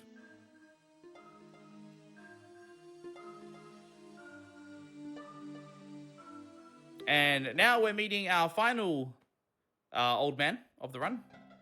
I believe 1 million? Pretty sure it's 1 million. So yeah, he has a majestic beard. Yeah, 1 million-year-old wish. Yeah, it's a million-year-old man. So now we have the keys for all the chests. We can open every chest in the game. Not going to be doing that very much now. Pretty much just, as I said, gets to be a boss rush at this point. Only the most majestic beards for Twitch chat. Bad RNG. Okay, this is fine. I can redeem this. Yeah, there we go. Excellent. So that's probably the best I could do with that. Like, he spawned way too high up to jump. He spawned way too far to the right. Yeah, I was unable to do much with that.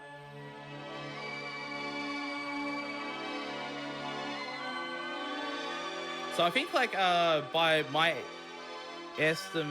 splits right now, I'm about a minute behind my PB. Now, my PB for this game is, it happened 5 years ago. I've done it ages ago, and I haven't been able to come relatively close to it since that time. The beginning of the run, from like the start up to Fire Evil Pig, was the best pace I've ever been on. So I haven't been able to come close to it since then. I'm pretty tempted to go to get back on the grind properly for it though, and actually like try and improve it just a little bit more, so I have a recording that's like up to date, because my streaming setup 5 years ago was not ideal. So this boss fight is actually quite unique. It's underwater. Makes his spawn locations kind of the worst as well. So he was too far down. I could have potentially waited a little bit longer for the bag to spin around, and I could have got it, but the time I had to do it was a short window.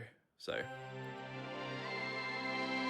this is that was the second last pig. There's one more I have to do. This last pig is the Jungle Evil Pig. It has, to get to the area where the pig boss door is, I have to go through the Mushroom Forest. Now, like lava caves, Mushroom Forest is platforms over a bottomless pit, and there is a path in the back of the screen that you can take, but it's slower to do so. So I tried to take this path, which we've basically just called Fast Mushroom Strat.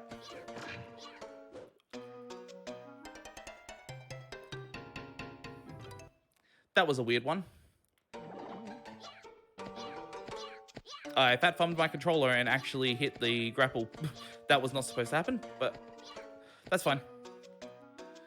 We'll take it easy now, just so I don't waste any more time. All right, there we go. You can do that a lot faster, and it looks a lot cleaner than that. That's just upsetting. Anyway, moving on. So, the guy who wouldn't let us pass because we couldn't swim is now letting us pass in a boat.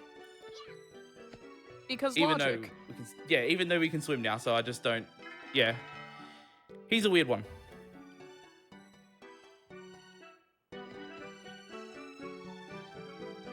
So after this boss fight is done, I won't be kicked out of the boss arena. I'll actually be warped to a different location. It's called the Strange Room. And it is where all the sealed pigs have gone. And they're standing on podiums that open the door to the final boss. However, which you will see shortly, also really good RNG. That's what you want. You want to like throw the pig directly down into the bag. If you do that, you've done it the fastest way. So, excellent.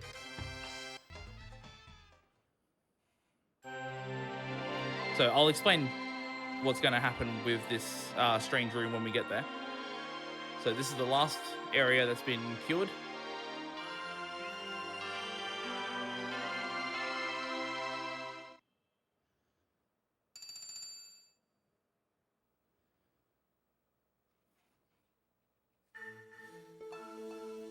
So as you can see, all the pigs we've sealed are now statues standing on these buttons. And we've just had the 8 pig bag just drop onto us. I'm sure that gets explained somewhere, but a speedrun, I don't really pay attention to the story.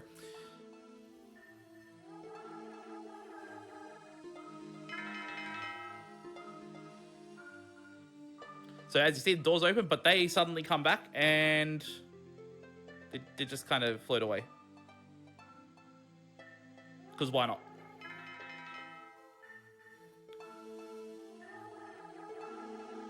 So now I need to find 7 friends to stand on the podiums for me. And where I do that is I go to a bunch of locations that I've already visited. And I find 6 friends, not 7. Baron, which is the dog that I'm using to fly around now, is the 7th friend. Baron's a good boy. He's a good little good pooch. Boy. Mm-hmm.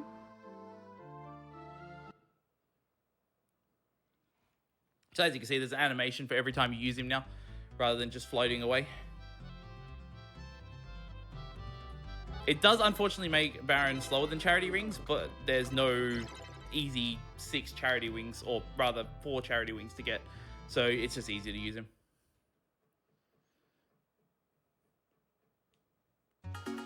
I love how whenever you use Baron, instead of just saying, Tomba got on Baron or something sensible like that, it's just like, use the Baron. Use the Baron. I also really loved, like, the plane shifting from, like, foreground and background and everything. That's, like, really, really charming about this game. Yeah, I also didn't actually mention this too much either before, but as you can see, the mansion is no longer corrupt. So you actually can revisit all the areas that you've saved, and they're just completely different with different music as well, which is a really, really nice touch in this game, I think.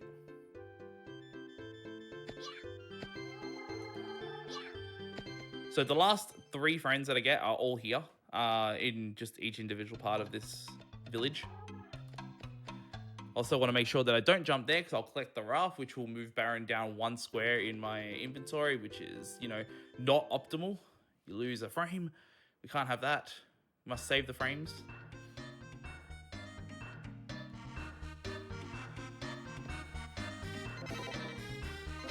Okay, we have all our friends, and we're going to go to the strange small room. Sorry, it's not the strange room, it's the strange small room.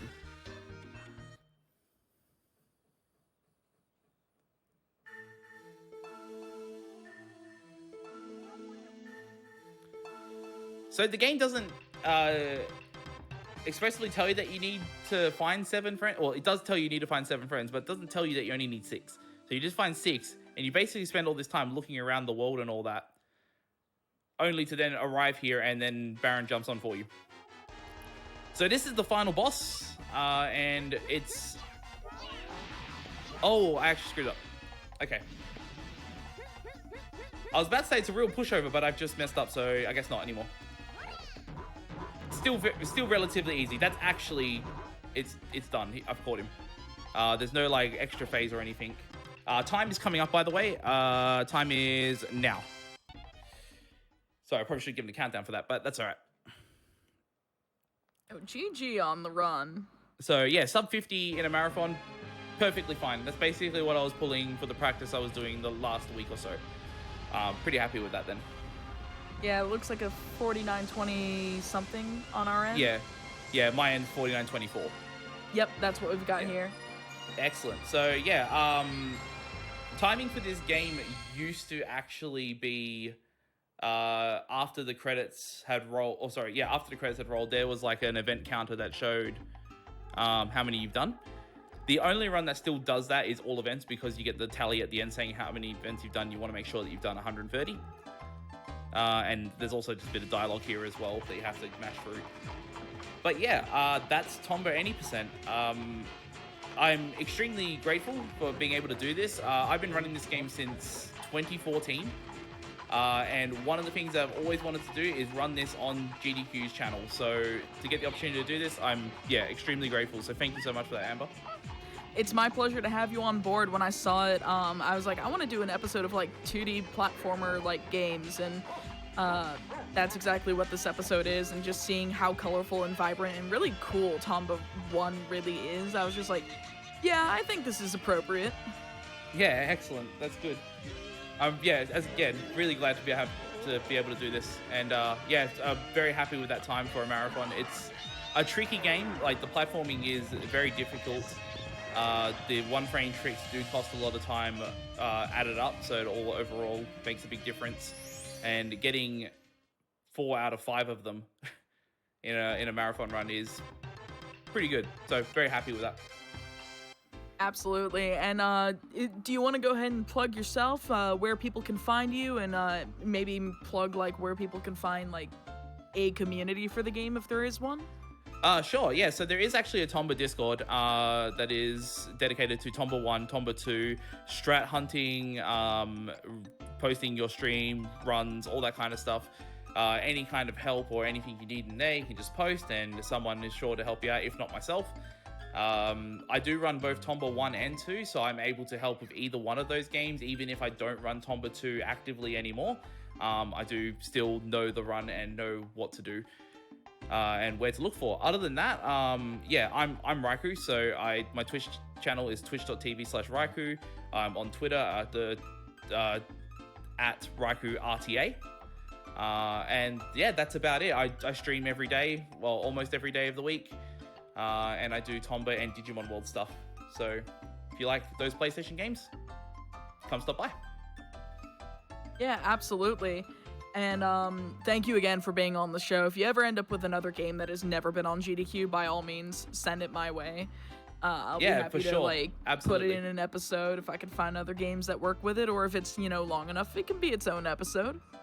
That said, we do have a couple of announcements before we go into this next break, but we do have Animaniacs on the Sega Genesis being played by Supersonic 71087. With Kelsey on commentary, so definitely stick around for that. And meanwhile, AGDQ 2021 online is in fact happening next month. It is coming up very soon on January 3rd through the 10th. So you can go to our website at gamesdonequick.com/schedule if you want to check out the schedule, and then feel free to reach out to us on Twitter by tweeting at us at gamesdonequick and tell us what you're most interested in seeing. And always just remember that your support brings hotfix content to you every week, or to the chat every week. And whether it's subscribing through Prime Gaming, watching us on YouTube, watching us live here at Twitch at twitch.tv/GDQ, or even just like bits, anything like that, all of your support, or if you can't afford any of the support, just being here and telling your friends about it is really awesome and great support. So definitely stick around for more hotfix content. That said, we're going to move to a quick break while we get our next run set up, and we'll be right back with Animaniacs.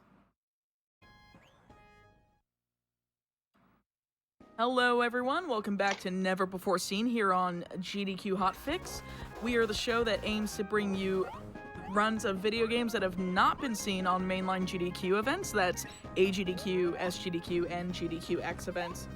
If you yourself have a run that you would like to submit to the show, by all means, follow that link in the command I just posted in chat, and send your games over to me. I'd love to show you off on the show. But that said, I'm not going to take any more of your time. We've got a fantastic runner here of a fantastic video game. This is actually a video game I vaguely remembered from my childhood and was just like, I need to play it again. And turns out I found a speedrunner of it like a couple years back. So I'm going to go ahead and introduce Supersonic and his commentator, Kelsey, with Animaniacs. All right, thank you very much, Amber, and hello everybody. My name is Supersonic. You may know me from running Sonic and Mario games like normally. However, this is kind of like my obscure game that I've been picking up just like the past year or so. And there isn't many runners for this game. However, like I've been grinding this on and off with another runner by the name of Rash, who's the current world record holder of this game. And without further ado, we got Kelsey on commentary with me. Hello, Kelsey. Hi. All right, you ready to do this? I'm so ready to do this. I love this. Let's go. All right, so it took me back on the demo screen.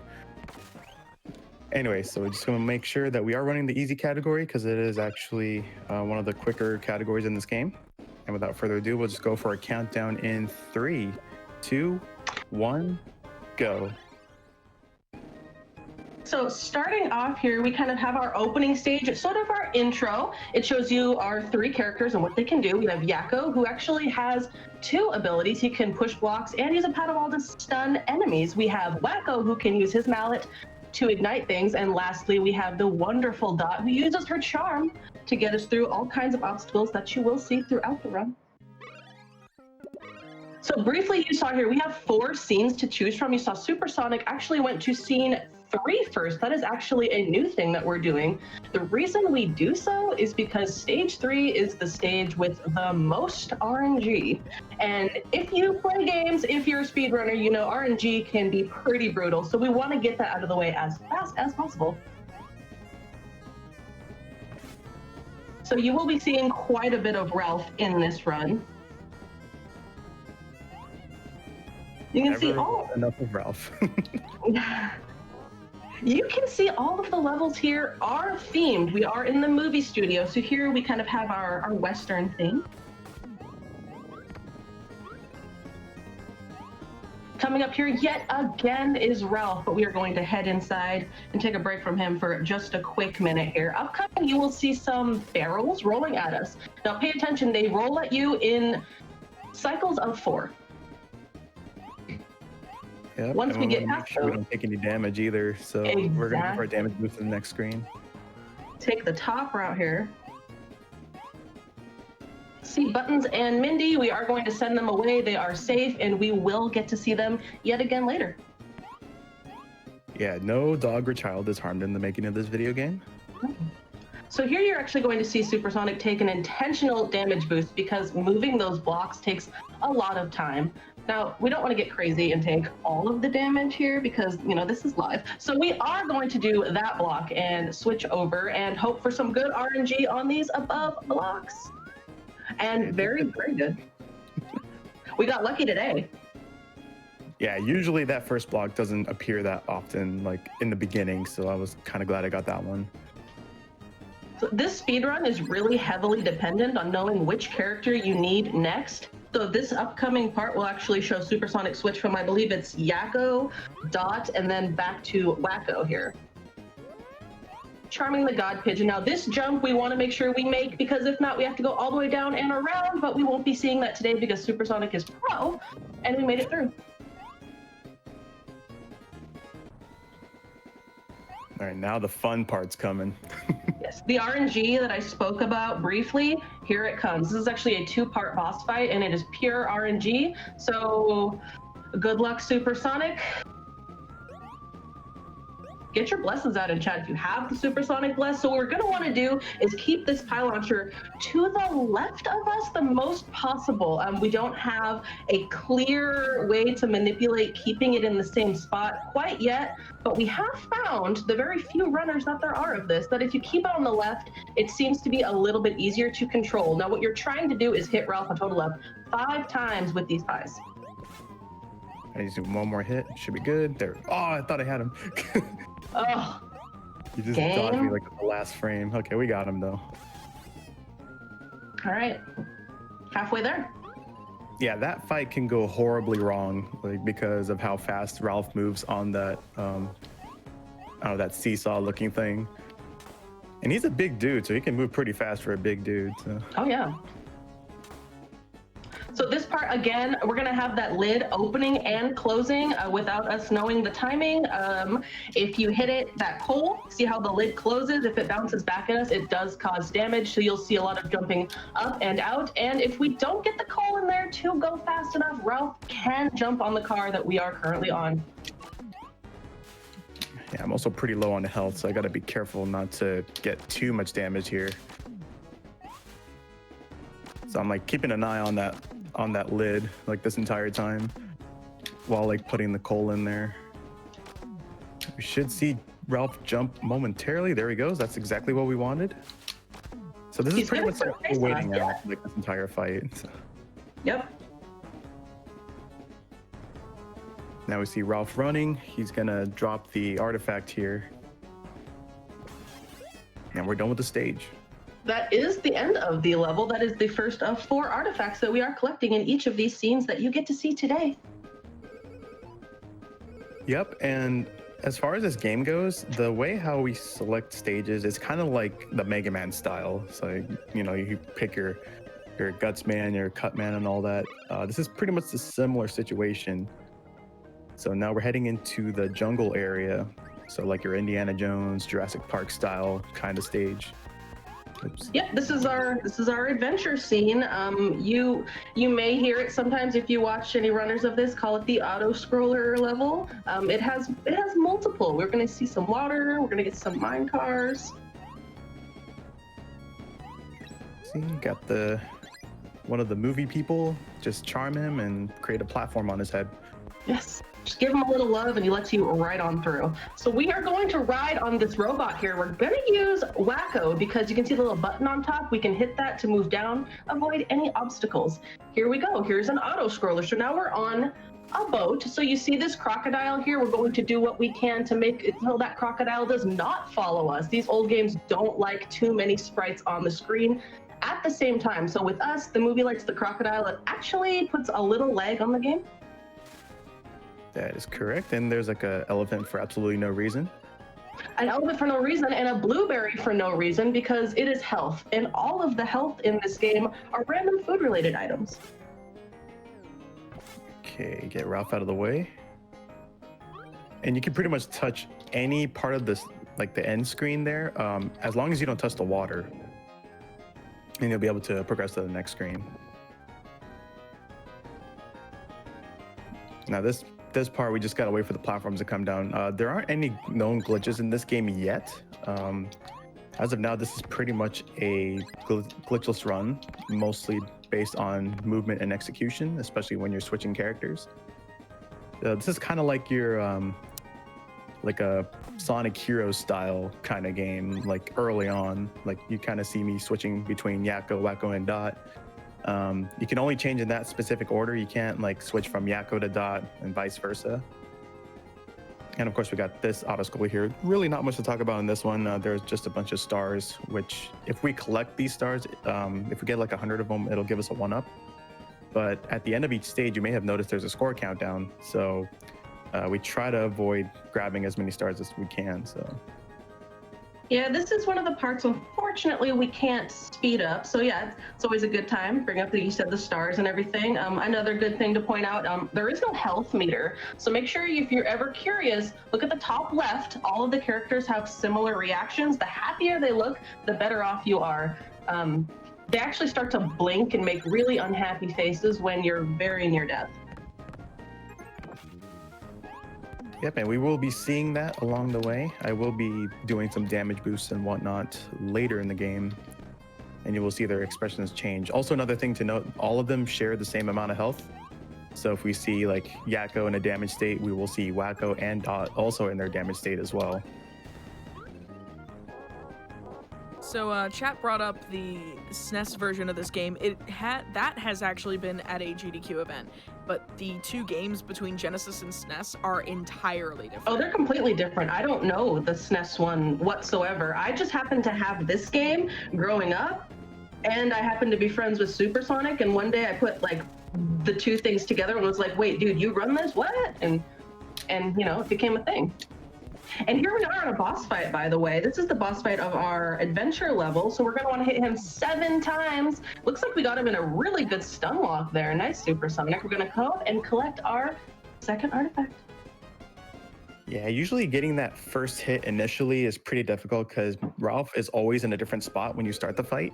So I had to like kind of just throw the rock up there and hope and pray that it actually hits him so I can get him in that stun lock.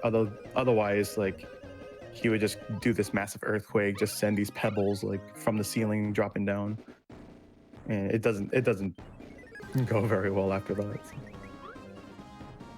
Now here we are. Here's our space level. Now this level has a ton of items, a ton of stars, but we've done so well avoiding so many stars, so we really won't even be collecting 100, which gives us the 1-up and gives us the whole delay at the end of the level, like Supersonic was talking about. So we won't get 100 throughout the whole game, so we should be just fine.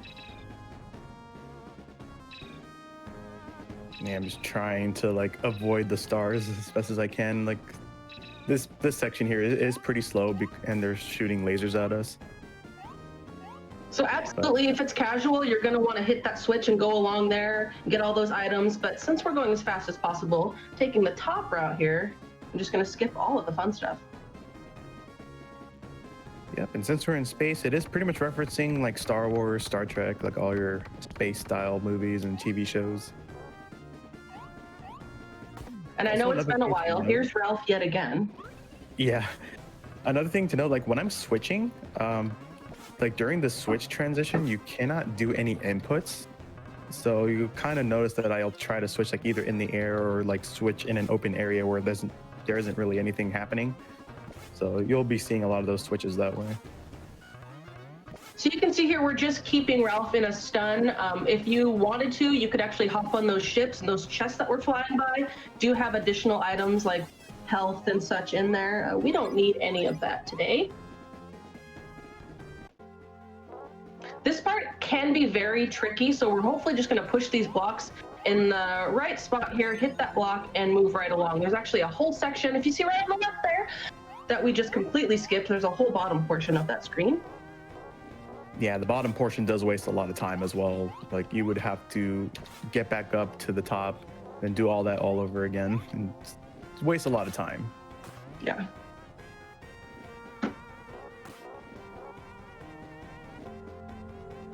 So upcoming is kind of one of the more tricky puzzles in the game. There's quite a few of these. You kind of have to figure out how to make it work. Areas in this Genesis version. So there is going to be a hidden block over here. You have to walk all the way over to the left to actually see it. Pull it over as far as you can to hold the switch, and we're going to be standing here for a little bit of time here because that door opens very slowly. Also, I switched over to Dot because she has the smallest hitbox out of all the characters, so we can pretty much squeeze through this door. Also, hello, nurse. Yeah, what's up? Just seen her for a moment. For all you Sonic players, pay attention. It's Chemical Plant, is it not? It looks like it to me. And by the way, those stairs are insanely hard to climb. You have to do a straight up jump on the very far left of those. All right, this section was really well. Alrighty, now we're heading into another auto-scroller section, and this is pretty much an opportunity to get our health back in case we get damaged. Also, that, you know, amount of lag there. Mainly from the thing blowing up and just shooting all this fiery stuff at us. Yeah, the last time you saw this little robot type guy, we were avoiding like more studio lights and such, where this area, it's kind of giving us an opportunity to collect stars and regain some health. Oops, we should be okay. And this is the boss fight. I think it's one of the harder ones. We've got platforms that we step on and disappear as soon as we do. We've got studio lights. We've got some electricity flying at us. Ralph, as well as some toxic gases. This is the biggest climb of this game. So we're just going to hope to go in the right pattern and avoid all damage. Once at the top, we will be meeting Ralph yet again. If we give him one quick hit, we will collect our next artifact. There we go. Got him. Got him. Yeah, so that stage pretty much reminded me of Donkey Kong Jr. I think it's stage 3 where, you know, you have to like rescue Donkey from Mario or Jumpman in this like machine-looking area. So that's what it pretty much reminded me of. Scene 4, here it is. This is the scary, the horror film. There's 2 ways to do this first part. Now you can use Dot, give a little kiss to the Grim Reaper.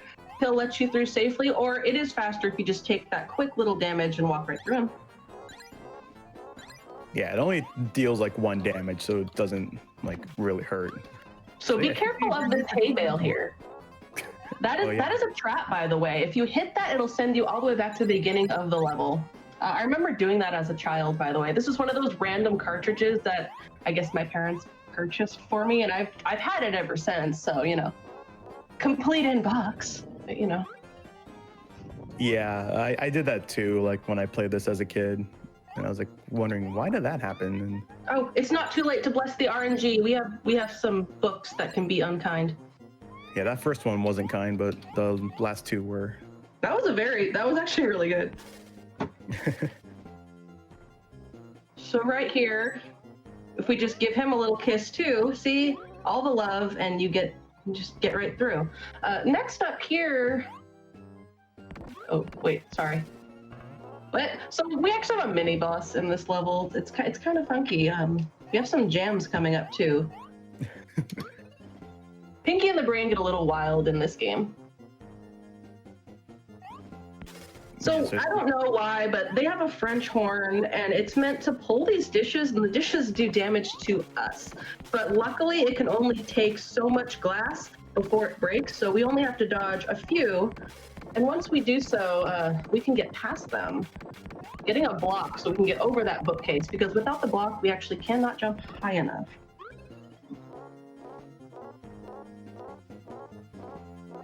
This is the next part here. This is probably one of the more fun puzzles of this whole game, really. You intentionally want to put those blocks in the incorrect pattern. As you can see, it opens up the left side of that door. So we're going to move a few more blocks around.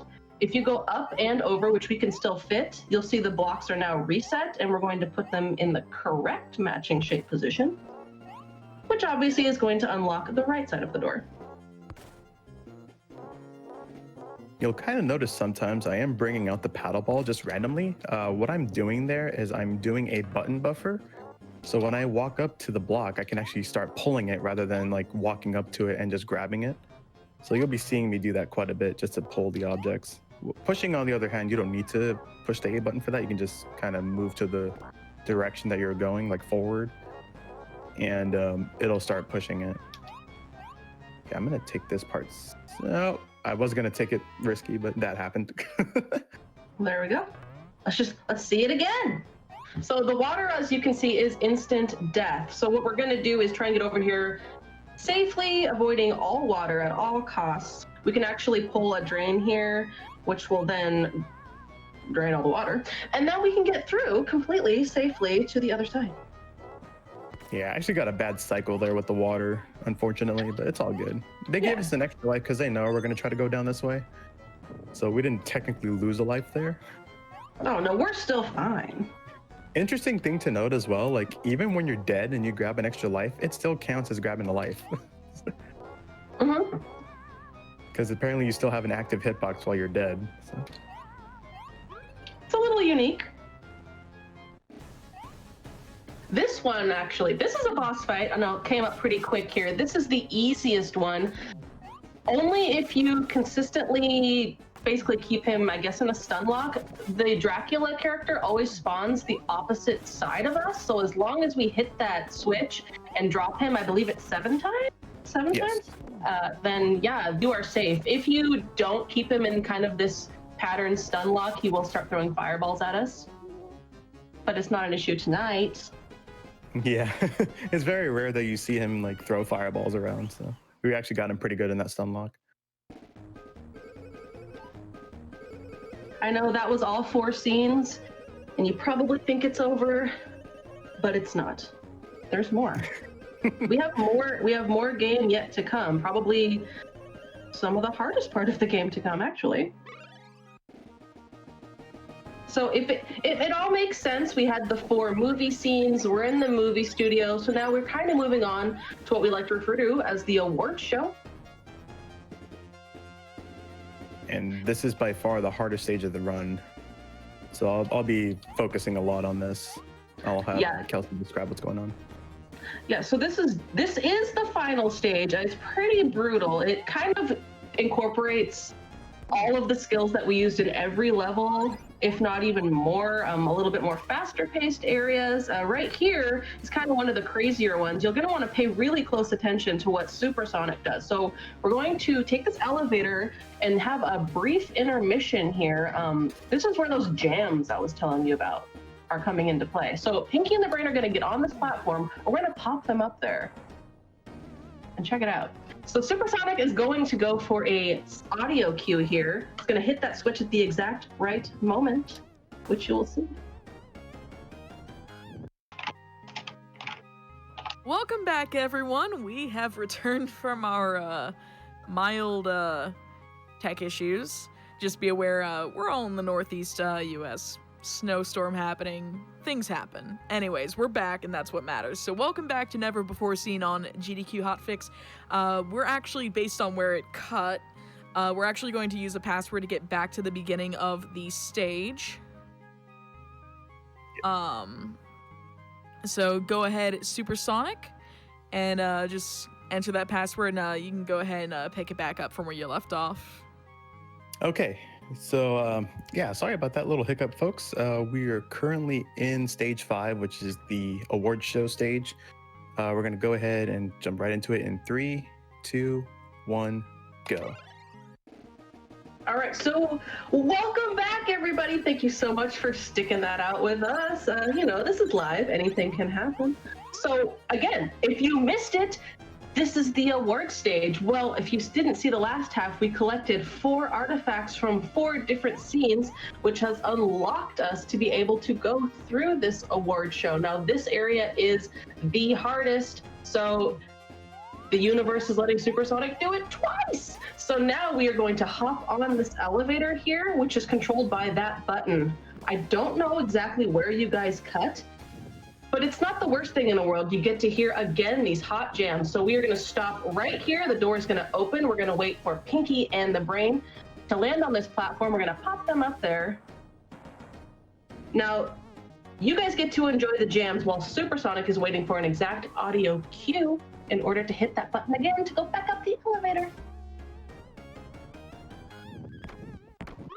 Never ceases to amaze me. Times it perfectly every single time. So we're going to go across now. The door's going to open. We're going to move again a few more blocks. There's a lot of movement in these games. Now, we have them all memorized, which pattern to go in. If you do them in the wrong pattern, oftentimes you'd have to reset them and kind of move from one scene to the next, so they'll reset and do it again. Now, this is one of the hardest parts in the game, because not only is it platforming, which can easily get you right there, it's moving platforms. They also add in random objects falling from above that can actually hit us and cause a death. Okay, that was a good section. That was very good.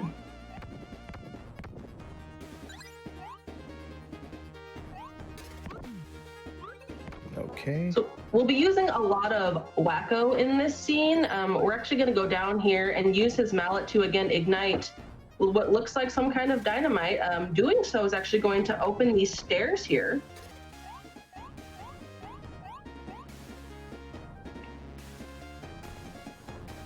So this part here, we're going to go as fast as possible because those flames are coming after us. We're going to get enough speed on the way that we have enough time to move a block or two up here and safely get across without taking any damage.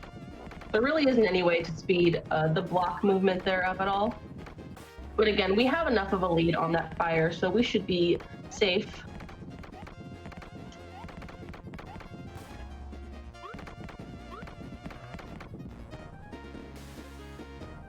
Now this part, we want to be extra careful here. So that helicopter is out to get us, breaking all of the glass. Now that glass actually does 2 damage to us, so we really want to avoid taking any hits, which makes it really difficult that we have to go up there and hit that switch. Now here we have all of these buildings are burning. You'll see the little extinguisher in front of all of the buildings. We're actually only going to extinguish the one, which should be the one right here that we're on, because we do need to take that block. And as we've said many times, moving the blocks takes a lot of time in these games, so we extinguish it to avoid a death. Grab that extra health there just for safety, because again, we might take a little damage here on these flames. I didn't know we ended up in the ending of Knuckles Chaotix. I know, right? Did I not tell you? Yeah. Here we go. We've got the award, and yet again, you think the game is over, but there's more. And you know what there is? A 2-minute cutscene. That's what you've been waiting for. I'm not kidding. Yeah. We cannot skip this cutscene whatsoever. However, if you do beat the game one time through, you can skip this cutscene, but we don't have a New Game Plus currently on the leaderboard yet, so we pretty much start the run from power on, and then pick the difficulty, and then we have to sit through this 2-minute cutscene. But I'll let Kelsey just explain what's going on here. Explain what's going on here? What you mean what they're talking about? Oh, they're gonna take over the world. They are. I actually talking about processed cheese foods. What are you talking about? I did sit and read it one day because I never really pay attention to it. It's something about, God, I forgot. This was like 2 months ago that I read this, but it's something about brainwashing people because of movies, and it's currently I'm pretty tired and it all kind of sounds legit to me, but it's something about them taking over the world by stealing all of our movie artifacts and brainwashing the planet, and the Warner Brothers are here to stop that. It's like, are you pondering what I'm pondering, Pinky? Yes, see, you actually are very good at your impression, and you don't do it enough. I really think that you should. Yeah, no? It happens like once in a while. I can't do it like on command very well. I have this problem. I keep putting you on the spot. I'm sorry. I'm not good at a Rob Paulson impersonation. Otherwise, I would respond as Pinky, but I think that would probably just fall really flat for me. I've never once done an Animaniacs impression, and I don't intend to start today. I've tried to learn some of the songs. I don't know, do you guys, you watch the show, right? There's the Nations of the World. I think there's a math one or something.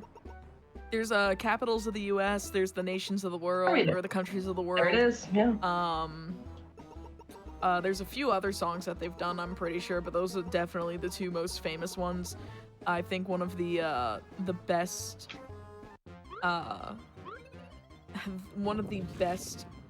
segments is Good Idea, Bad Idea, but now we're on the final boss. We are on the final boss. So once again, we are going to use all 3 characters. So we're going to start with Dot, use her charm, which is going to make the bomb fall, and we're going to use Yakko to move the bomb, and then lastly, we're going to use Wacko to ignite it. So we're going to want to do several hits for the first phase of this boss fight, and it's just that cycle over and over. It makes it a little tricky, yes, because you have to move the characters in the same pattern, and it's over and over. And just know we want to get this done as fast as possible because there is a bar hanging on the top. You never want Pinky in the Brain to go jumping on that bar.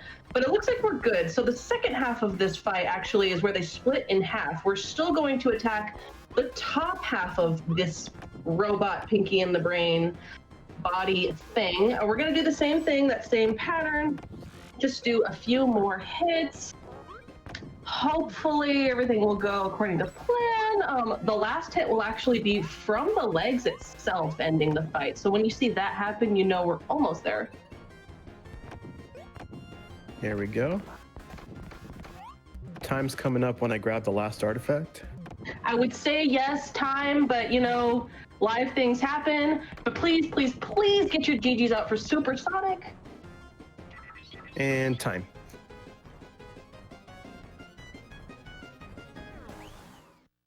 Yo, GG on that.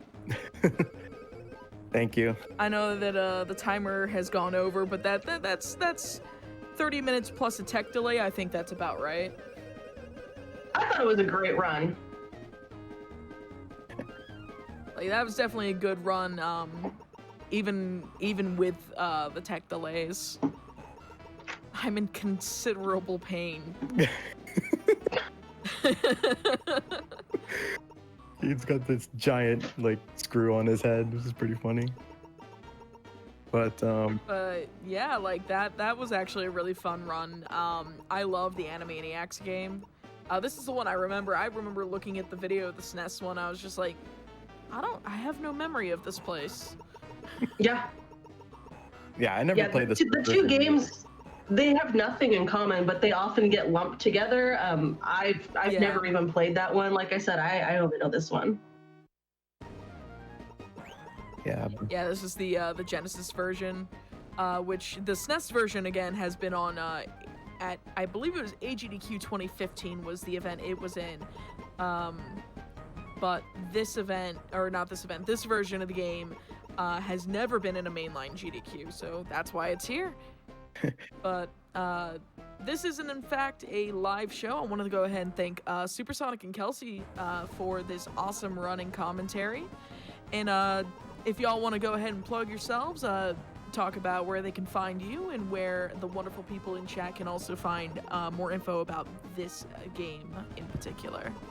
Yeah, so my Twitch handle is twitch.tv/supersonic71087. That's 71087 at the end. It's all in one word. I stream nightly. I usually stream like Sonic speedruns and Mario speedruns, but I will throw this in there too. As far as Animaniacs go, you can find it on speedrun.com under Animaniacs and in parentheses Genesis, because there are like the SNES version and the Game Boy version. I'm currently working on a tutorial for this game, so if anybody's interested in running this, I will have a tutorial very shortly. Like I'm not sure when the end date will be, but I'm currently working on the strats, just trying to make it for the beginner and all that. So stay tuned for that. And also I will create a Discord for this as well.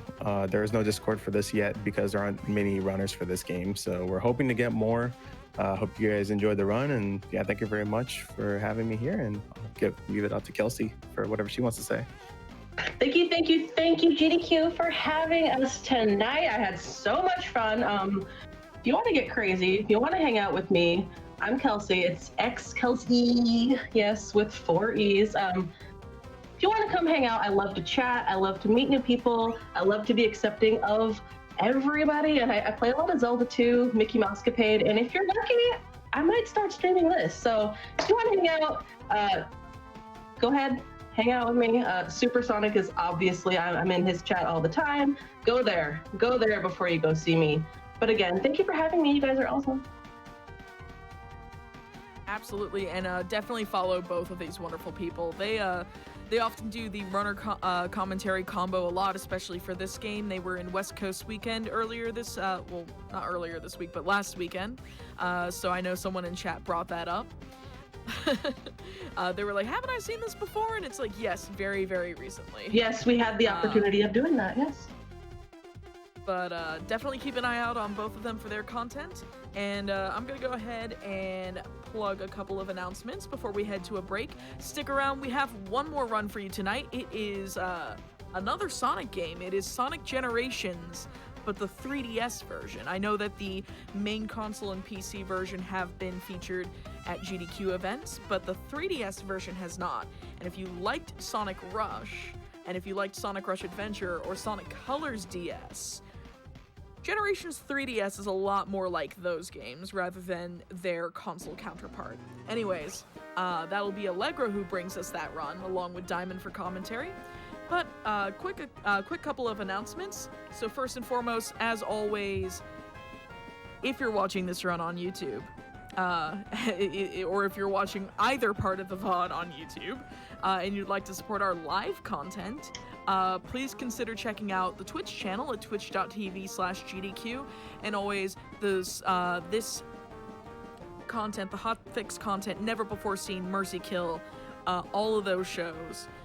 We are brought to you by viewers like you, so your subscriptions, your bits, your time here just watching us, spreading the word, telling people, hey, go watch this event or go watch this show at twitch.tv/GDQ. All of that is great support and allows us to continue bringing this content to you, and we very much enjoy what we do, and we hope that you enjoy our content too.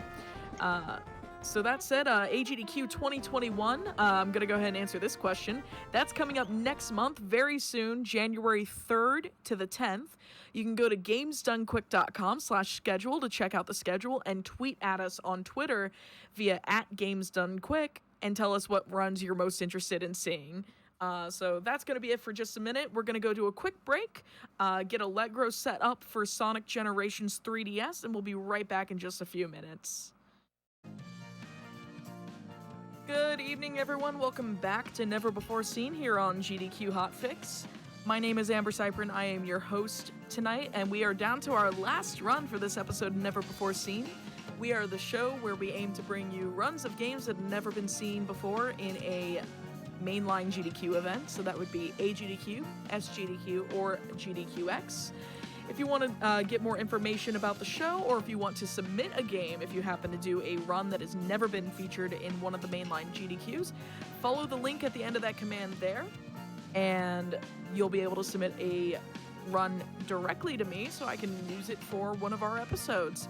That said, I don't want to hold you up for too much longer. I'm going to go ahead and turn it over to Allegro and Diamond, who are going to be giving you all a wonderful run of Sonic Generations 3DS. Thanks, Amber. Yeah, so this is Sonic Generations for the Nintendo 3DS. Now, Sonic Generations has been at GDQ before, actually twice, with Froganock and Blue Mania both running, but those were the HD versions on PC. So 3DS is quite a bit of a different beast. It's basically a 2D platformer only. But yeah, we're gonna go ahead and get started. But before I do that, I'd like to introduce my commentator, Diamond. Hi, hello. I used to run this game years ago, but I still remember things about it. Yeah. I guess we're gonna go ahead and start in 3, 2, 1, go. So yeah, in classic Sonic fashion, we're going to start with Green Hill, and this is actually just a exact replica of Act 1 from Sonic 1, so just gonna have a little bit of different physics, which Diamond will explain. Yeah, so basically, the thing about this game's classic is that you want to be roll jumping almost constantly. That was kind of a weird start. Yeah, I've never put one down like that.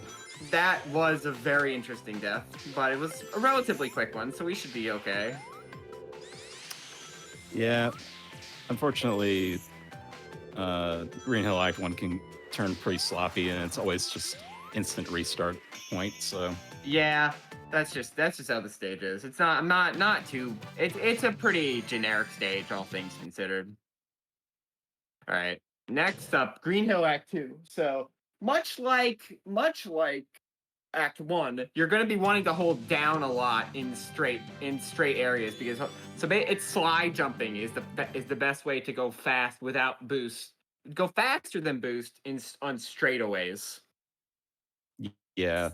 So Act 2 is a very stage.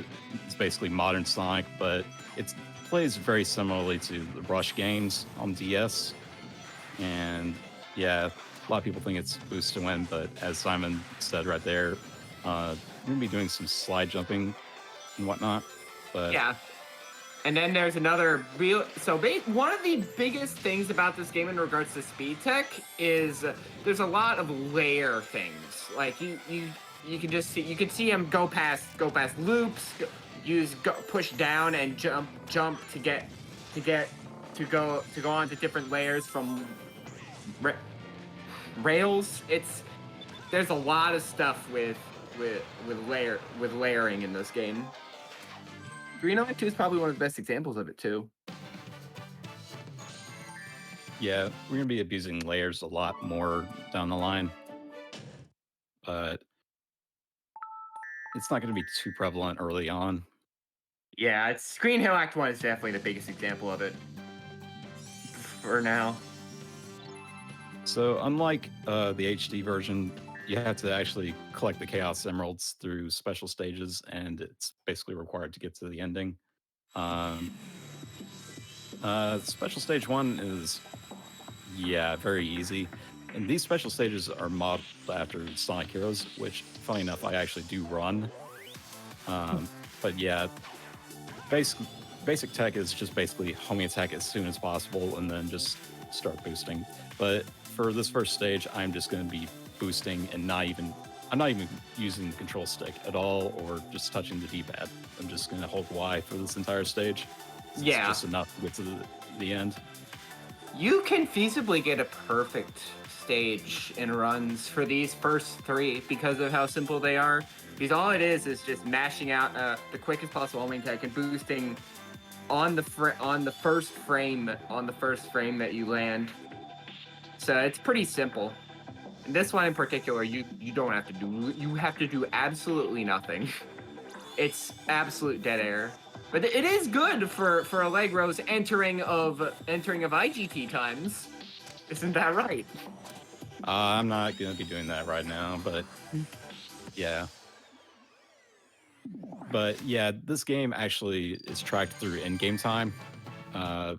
We don't really track real time because there's actually a modification for 3DSs called NTR, which lets you basically stream your capture software. But yeah, it also overclocks the system and lets you have fast load times. Okay. But we're on the Casino Night Act 1, and it's cycle based. Yeah, so trying to make it to this first block here. Yeah, which I did. Nice. You lose a lot of time if you miss that. There's another cycle later in the stage that's definitely much harder to make, and it's not the end of the world if you don't make it, but if you make it, it's pretty good. Yeah, that's not the... Actually want to do the spin dash and jump over that way. And right there, I had a very clean drop down. There's a lot of stuff that you can just kind of bounce off of. That was clean. And just, yeah. But yeah, you can just kind of bounce off there, and it's just really silly. And you can just lose a lot of time. One thing that might be very apparent to people who have never seen the 3DS version of this game, besides just the gameplay styles for modern Sonic being very different, the Beyond Green Hill, all the stages and boss choices besides Green Hill and the final boss are vastly different from the HD version or the PC and console version. Casino Night only made it as a DLC pinball table in the HD version, whereas it's a full-blown zone here, which is really awesome. And I actually like the stage selection and boss selection a lot better in the 3DS version, personally. Yeah. Unfortunate miss on the... Yeah, that flipper that I had to basically ride off of is really difficult to basically jump off of and then do a dash. So I could take the top path, but yeah. So this stage has RNG, and it's called roulette tables. And it's kind of random whenever you're going to be dropped off. Yeah, it's weird. It's not the greatest, not the finest hour of these stages. Yeah. Oh. Yeah, those are some really what weird stuff that just happened. That was very weird. I do not understand. I can't really explain either, but yeah, Another we're on to another special stage here, and it's pretty much like the first one, except this time I actually have to move around, or else I'm just going to get smashed in the face with bombs. Yep. So I don't even remember what the record is. Now that I'm gonna go. I think it's a 48.10. So I'm 48.03. Ah, okay. I don't remember if that was this one or special stage 3. That was a good one, but I'm not entirely sure what that will end up being. Maybe chat will decide. like. I want to say. Sorry, go ahead. No, you can continue. I want to say this is probably also the first game in many, many years that had special stages. Since, like, I want to say Sonic Heroes. If we're talking, you're right. Yeah. If we're not talking like the Rush games, yeah. Oh, right, the Rush games were a thing. Yes, they did have special stages. So yeah, like since the Rush games, Sonic Colors, DS, and this both had special stages. So yeah, you're absolutely right. Jeff really loves their special stages and varying quality. Yeah. I like so Heroes' special stages like were cool looking and had great music, but they controlled well not great. But these just did them so much better, and I really if they ever decide to like remake Heroes for some reason, which they won't, but if they did, I'd want the special stages from this game pulled in. This stage is a mess. Yes. It's got some weird jank to it. But yeah, this is Mushroom Hill from Sonic and Knuckles. But I guess Diamond can really explain what's going on in this stage. Yeah. It's a maze. There's so much there. You can fall. It's very easy to fall down. There's a higher route that's a lot more precise and a lot easier with the homing attack that he's not going to take in this particular run because yeah, it's a lot safer with the homing attack, but not without, which is unfortunate. Yeah, we don't unlock the homing attack until after all the Genesis stages are done with. So basically after the Big Arms fight, which we will see soon-ish. I love the 50 second time is pretty good. Yeah, 50's not bad. Yeah, we just jumped over a pretty pointless checkpoint. It's there because, again, the classic stages are actually just straight rips from the original game. And normally there's a mini boss at the end there, but it doesn't exist. So, but for some reason they left the checkpoint there when there's just one loop.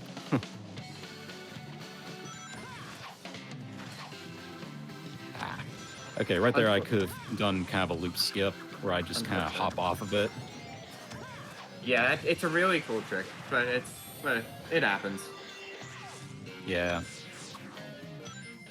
But there's a couple of tough tricks in this stage, but it's, yeah, pretty straightforward.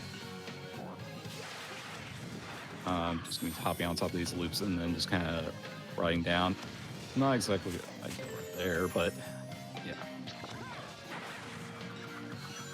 Got propellers. Yeah, the propellers. You have to jump off at the proper time in order to. Oh, you went kind of low there. That was. Yeah. I think I accidentally let go of the boost a little too early. Yeah, that happens. There's an interesting part here. He jumps off and goes into the loading trigger over here, which is completely independent of the spring that's normally supposed to put you in it, which is kind of funny. Yeah, I think you have to be on the correct layer though for that to work. Yeah, I would. You're probably right. You just go off to you'll be flying off to your death if that happens. Sounds about right. But yeah, guess what time it is? Woo! It is time for... It's good music time. Yes. Sure. Which We'll is go with the that. only thing that's off is that they use the. Okay, in Sonic Heroes, there are two different types of special stages. One where you just kind of get rings and just try to get like Get extra lives. and stuff. Yeah, and It then uses that one instead of the actual Emerald stage music, I think. yep, it's kind of off-putting to me, but because I have done all stories for Sonic Heroes before, and is like the special stages are bad, but you can actually kind of exploit them in Heroes, and it looks ridiculous, especially if you're like playing as Team Rose. It just looks silly with how, because you actually use Big the Cat to basically get the Emerald. It just looks really silly. But yeah, I mean, there's a number of silly tricks in Heroes that look absolutely ridiculous, especially when you're big. like power flying. Yep. There's and there's That's of course probably my spot favorite. boosting. Like anything that has a big, just horizontally belly flopping is fine in my book. Yeah, and we're gonna see a little more heroes aside from special stages in this game, but that's gonna be at the very end. So we're gonna be off to our first rival fight, which is Metal Sonic. Again, this is a stage that could benefit from using homing attack, but Oh yeah, absolutely. we don't have it. It's literally built for homing attack. But yeah, you don't have homing attack the first time you play it. Pretty epic. But it's still a fun stage. Yeah, and for some reason we're playing in Casino Night, so it's really odd. I love instead of like playing Sonic and Sonic 2. Stardust Speedway.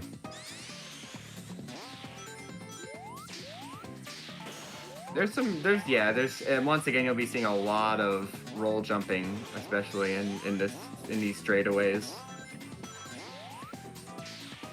Okay, I made that's probably the most difficult jump. Oh yeah, nice. There. Yeah, that's a hard jump. But yeah, the roll jumping here is really helpful, especially on straightaways. So we're going to be going into my favorite boss in the game, Big Arm now. Pretty epic boss. They did not need to go as hard on the OST for Big Arm as they did, but they did. did. And the shame is that like you defeat the boss faster than the really awesome solo can kick in. You can literally beat it under 20 seconds. Nobody Yeah. has, but you can. Yeah, so I'm gonna be trying to go for a few early hits here. It's kind of dependent on my momentum, and sometimes it feels like Big Arm is kind of higher up than he should be. Yeah, like that. It's annoying. This boss can be finicky. Yeah, unfortunately I didn't get an extra hit there like I wanted to, but so I still got to do 3 hits here instead of like. For some reason he went up to the okay. If you ride up with him like that, you can actually get an extra hit. Yeah, it's hard. It is a hard trick. On average, I can get like a low 20, like a 24 or so on that stage. But if you miss a hit, like in the first phase, it's pretty bad. You can lose close to 15 seconds if you're not careful. It's time for yeah, we get the homing attack. Hooray! Love that homing attack. Yep. So we're on to the adventure titles, and this is probably the most aesthetically pleasing level because it's a pretty faithful recreation of Emerald Coast. Unfortunately, it is not the greatest level. Yeah. Yeah, it's got some problems. Yeah, but our good friend the Orca Whale will be showing up soon. Oh boy. But yeah, people like to joke about early on. People like to joke about the flipping out on the bridge on the Orca Whale on SA1, but this is so much worse. this actually poses a threat. Exactly. But yeah, trying to do some roll jumps here, it's pretty risky if you try to do more than, say, 4. Yeah, if you chaining them is very hard. If you don't chain me correctly, you will die. Yeah, we made it, thankfully. But yeah, going on here, I kind of want to save this bubble for later, but it's not really necessary. It'll help me just kind of boost off some spikes a little later towards the end. But yeah, I'm going to be doing some roll jumps right there to kind of build up some momentum. Okay, so there's also a bit of cycles that I have to deal with those weird barriers. And I got the good cycle there where it was basically closed off and let me through. But yeah. Yeah, it's pretty good. And that was not bad. And you didn't get monkeyed this time, which is nice. Yeah, in a practice run, for some reason, the homing attack kind of freaked out and just tried to shoot me off when I was trying to homing attack a Kiki, and it just sent me straight to the ground for some weird reason, and I had to basically ride up the airflows again. This stage is not the most interesting stage, but at least you'll get to see some good examples of slide jumping. Yeah, it's right there. Now this stage would benefit from having the stomp ability, which Modern Sonic unlocks right before Water Palace. But again, that's another 2 zones off. Yeah, and there's also like in the section right before you see the whales, the dolphins. There you can just stomp down there normally, but nope, no stomp for you. Unfortunately. There's also some tech with jumping down the loops, but it's also I believe it's dependent on having stomp. Yeah, kind of. But yeah, there's not a whole lot going on left in this stage. I do have to kind of drop down here. I didn't do it cleanly. You can actually just kind of drop down at an angle and just not touch those walls. Yeah, it actually looks really sick. Also, I can kind of mess around with Sonic's position there. He just teleports down to the bridge collapse. Yeah, the Orca is an absolute non-threat here, thankfully. Yeah, as long as I'm just mashing B, I'm gonna be fine.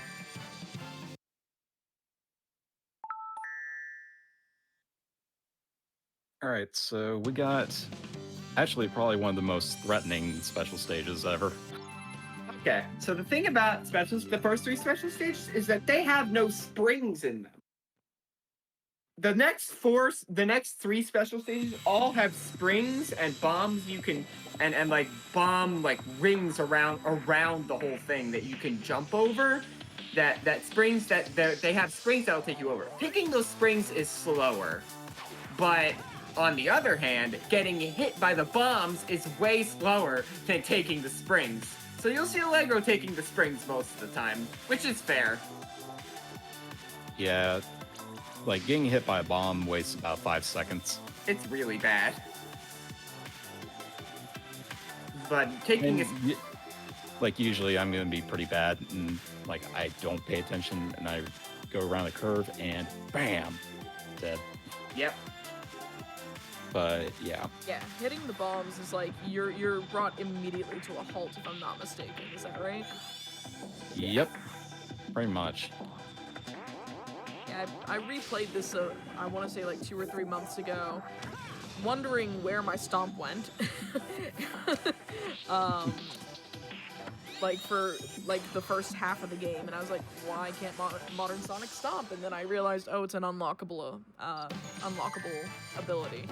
But there's definitely some of these special stages even casually, where most of them aren't that bad, but like some of them are just, you get really uncomfortably close to the end without having the emerald.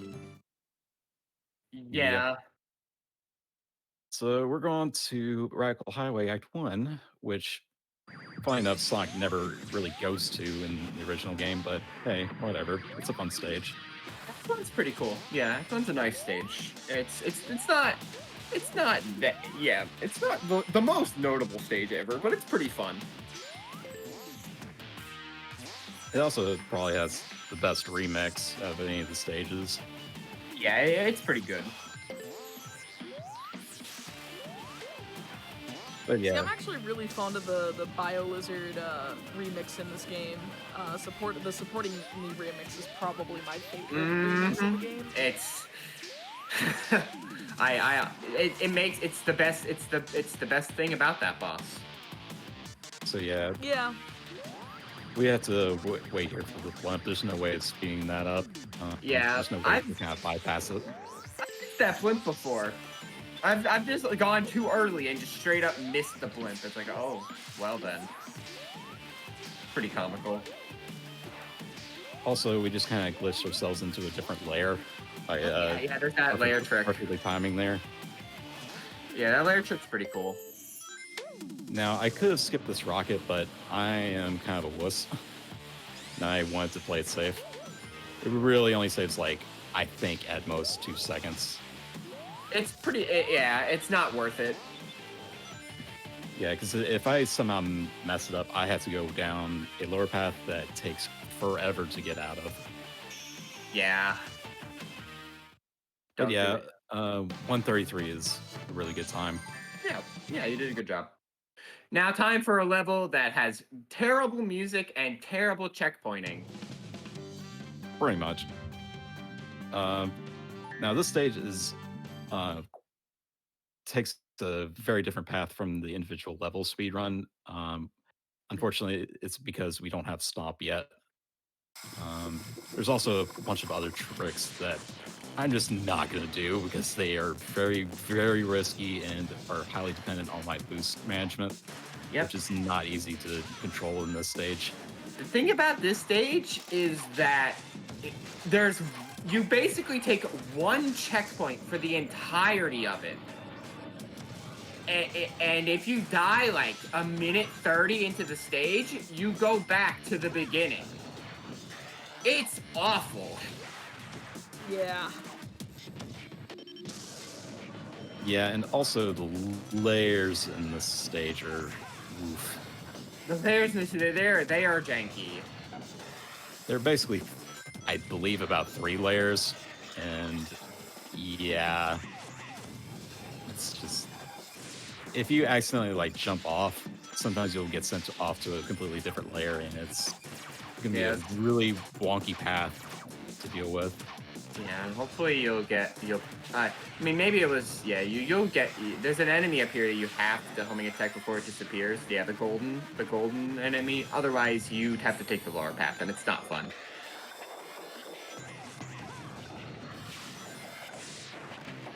Yeah, there's not much left of this stage. You just have to basically jump past the spring. I'm also going to be doing a bunch of slide jumps up the spiral. Yep. And I'll also be jumping down here to kind of skip past the layer that skips basically a kind of a very janky spring. Yeah, that spring, if I recall correctly, that spring is a mess. Yeah, I also took this, this is like one time that I'm actually intentionally taking a lower path. It's technically a little bit faster because you can just skip past the hole that you'd be swinging on. Yeah. And yeah, you can see this is one of the longest stages in the game. So having unfortunate checkpointing does not help it. Oh, yeah. So we're basically at the halfway point right now, but we're going to be going into yet another special stage. It's about as bad. Like, special stages 4, 5, and 6 are pretty terrible. Yeah. 6 in particular is very annoying. But and this one has a lot of IL stuff that he could do, but it's definitely safer to not do it. Essentially. If there happen to be any questions from chat, that'd be great. I don't know. Are you reading chat currently? Because I am. To go ahead and just reiterate with people, this is in fact a live show.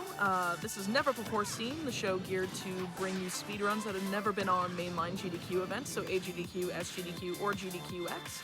Sonic Generations, the PC and console version, or the HD version, has been at a GDQ before, but this version, the 3DS, has not, and it's a completely different game, based on stages, bosses, mechanics, and everything in between. It is a very different game, just same in name and concept. Yeah, basically nobody really ran this game much, full game, like actually consistently in the community, except Raikou, who ran earlier, who currently still has the world record, but I believe he sold his 3DS capture and he never got to America anyway, so he never had a chance to run it here at a GDQ. So to answer the question in chat, how can you tell if a run has been on GDQ? There is, in fact, a link to a website that I have used for cross-referencing, that I recommend other people use for cross-referencing, or even just watching old VODs. That if you click my form in the NBS command, so I'll just go ahead and repost it for you. Click that link, and if you read the introduction of the forum, there is a recommendation for you to check out a certain site that lets you take a look at that and just make sure that it hasn't been in any GDQ. This is a cool boss, by the way. I'm a fan of both of the later modern rival fights, or both. I like them both a lot. Yeah, there's gonna be a lot of slide jumping for these fights. But yeah, Shadow really does not pose a threat in this fight at all. Yeah. Fortunately, yeah, you don't have Stomp there, so it's unfortunate you can't do anything. Yeah, 101's pretty decent time. Yeah, it's not Typically, I'd like to see a sub 1, but I hit a wall, so that kind of lost me a little momentum. Somebody chat asked us to do our best Froggy. Froggy? Where? Froggy? Froggy, where are you? I'm never doing that again. That's a one-time thing. So we're on to the Bio-Lizard, and this is basically an auto-scroller. I really cannot lose that much time unless I mess up one specific cycle. Yeah. But we do get to hear some pretty dope music. Yeah, I love this song. I grinded this boss like 7 years ago at this point. It's actually been like straight up 7 years since I first grinded this fight, and I grinded it because I loved the music. That's why I grinded it. Yeah. The music is really, really good.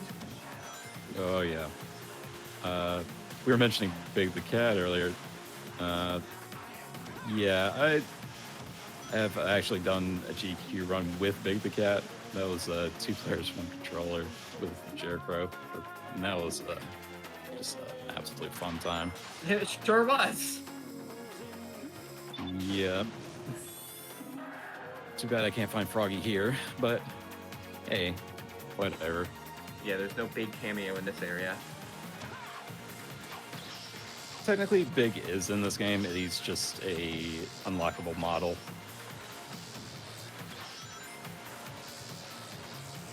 This is actually not the console version of the game at all, running at low settings. This is the 3DS version. It has entirely different stages and bosses besides Green Hill and the final boss. It has special stages, which the console version doesn't. And honestly, like, while it's obviously like 3DS being low res and like kind of like low fidelity, it still looks really good for being an early 3DS title, and I like it a lot. It's really, really cool. This is not just a basic port of the game. I do have some complaints with the stage choices because they could have put others like a Rush Adventure stage in. I don't know, like Sky Babylon, but or an advanced stages or anything yeah, like that. that as well. Instead of just using adventure stages. Yeah, the 3DS version was. I think they were saying like they initially wanted to develop this as like a celebration of Sonic's handheld history, but I don't know why they didn't do that. Would have been cool. Yeah, this game's a lot of fun. If you really love the Sonic Rush games, you'll definitely like this. Yeah.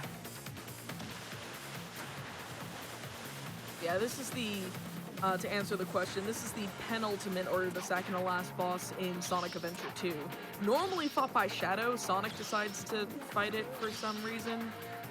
I guess. I don't know, Sonic shoehorned himself into everything.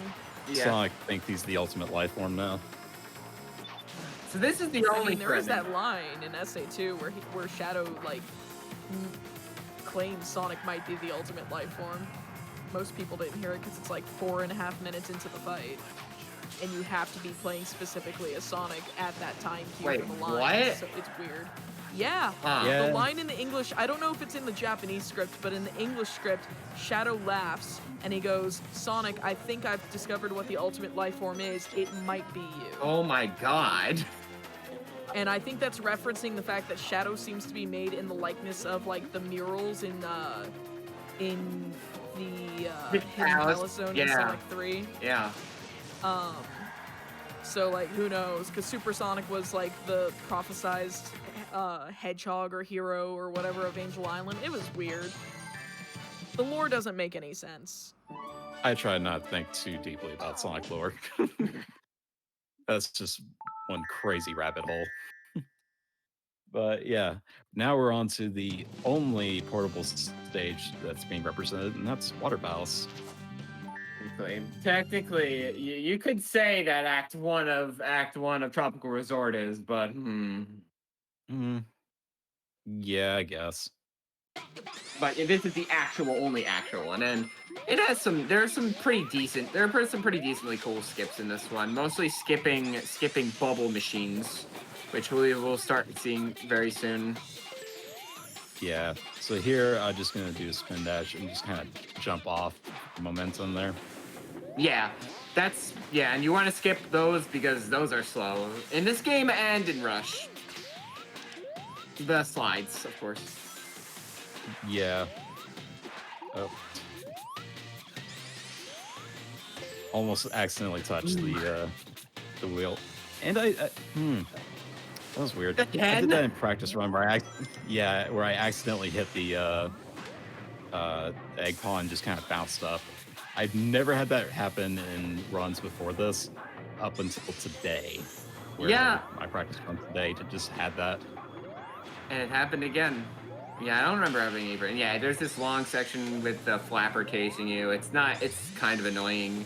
You have to avoid drowning. Yeah, just on these top pillars, you can just start the spin dash and you can get across pretty easily. But yeah, this flapper doesn't exist in the original stage, so I don't know why they decided let's make that a gimmick. It's just really weird. Also, at the end here, we needed to make a platform cycle right here, which operates on a global timer. Nice, making it this time. And this is the only bubble machine we actually have to use. Yeah. Someone was commenting on the song for this stage. This is actually a remix from Sonic Rush, who the composer for that game was Hideki Naganuma, who is known for the Jet Set Radio soundtrack. And for his funny man on Twitter. So the Sonic Rush soundtrack was very, very different from other Sonic games at the time, and even now. Yeah. And so, okay, here comes Act 2. Act 2 is a pretty cool stage. Allegro's gonna go for a huge skip at the end of this stage, and hopefully he gets it. It would be cool. Yeah. It would be cool if he could show it off. Yeah, we're gonna be trying to go for a glitched layer, where we're just gonna be going kind of out of bounds. It's kind of a thing you have to see to believe. Yeah, it looks really cool, but it's not the easiest. You definitely have to practice to get it to work. Yeah, it's a very precise timing. And that's the one time right there that I would actually intentionally get hit. So right here, I'm going to hop off at a specific time, and I got it. Yo, let's go! So yeah, we're basically running my out. goodness. Yeah, we're running out of bounds on top of water. We're just going to be running to the goal ring, and you can actually hit the goal ring at any point in the level. And I also have to jump off there because if I just run there, I'm just going to die. So I just need to have just enough momentum. Let's go. So now we're on to probably the last scary special stage. Now, special stage 7 can have its moments, but Very glad you got that. yeah, I'm really glad I got that one. That's very precise to try and go for, and I can only go for it That's a once. really impressive one. Yeah, in practice he didn't get it, but he got it this time, and that's all that matters.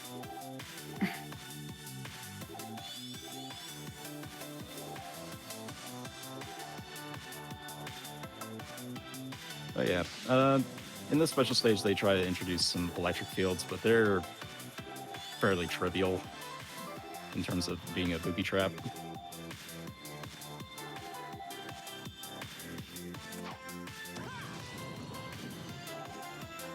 I find them a little easier to see than the bombs sometimes coming up. If you're bad at depth perception like me, like big glowy electric field is way easier to see for me. Yeah, I feel that.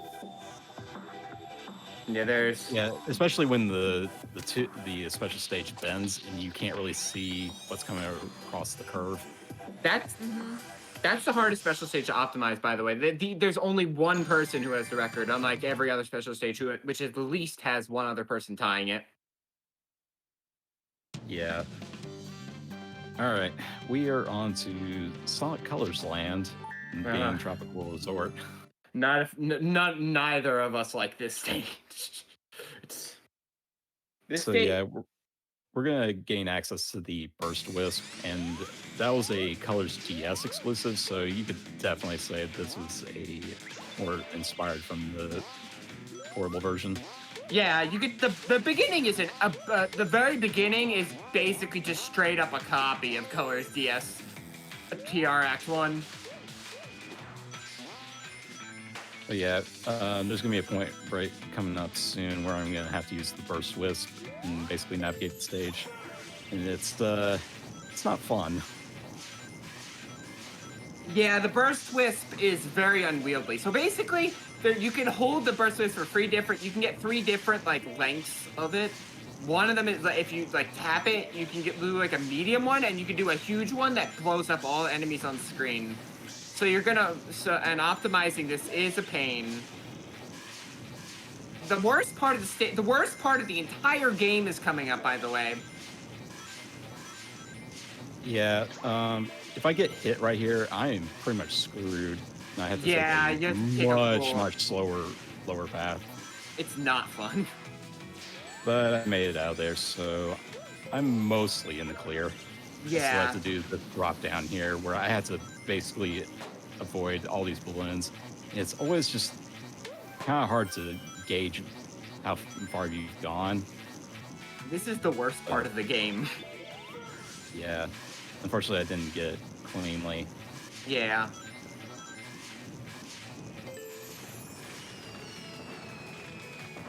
But yeah, if I had held onto the Burst Wisp a little longer, I would be bouncing off these fireworks. But yeah, and there's also these wisps that you can collect to continue that, to continue your Burst Wisp. But sadly, it's kind of risky to try and grab it and then just continue from there. There's an interesting glitch I'll talk about later for this stage, but I'll leave it. We'll talk about Act 2 first. Yeah, there was basically a layer glitch that we still haven't really figured out for Act 1. Yeah, I found it by accident, and Allegro and I are going to work on it once Citra actually gets this game working reasonably with save states. Yep. So this is basically the last main modern stage right here, and there's some pretty neat stuff going on here. Yeah, Laser is overpowered. Basically, you can use Laser to skip pretty large amounts of the stage and get some pretty funny camera angles. And yeah, coming up, we're gonna start right about now. We're gonna get Laser for the first time, and he's gonna save it for a bit in order to use it at the proper time,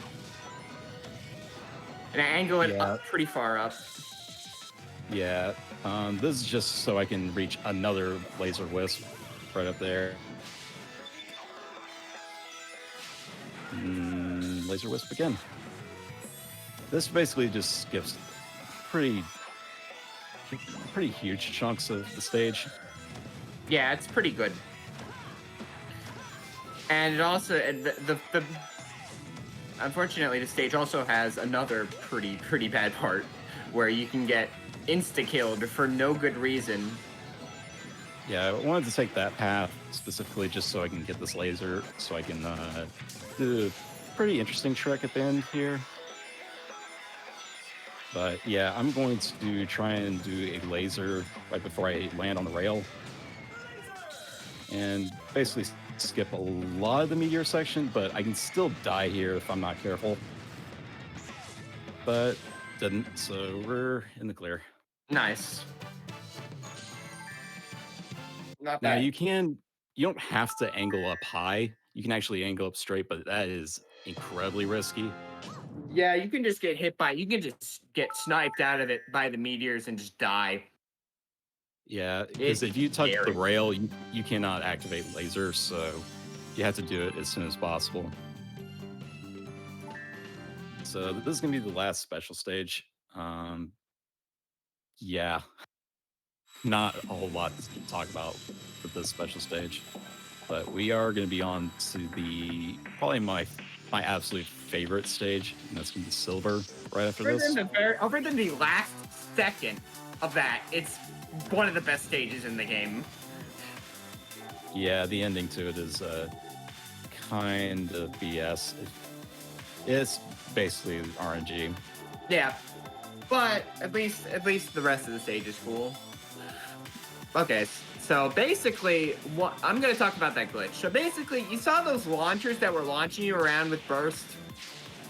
One time, I accidentally found myself. I used a launcher and somehow found myself in the back layer of the stage where there was absolutely nothing in burst form. So hypothetically, if I could somehow figure out the origin of that glitch, I could use it we could hypothetically use it to burst all the way to the end of the stage, skipping the entire section with the fireworks.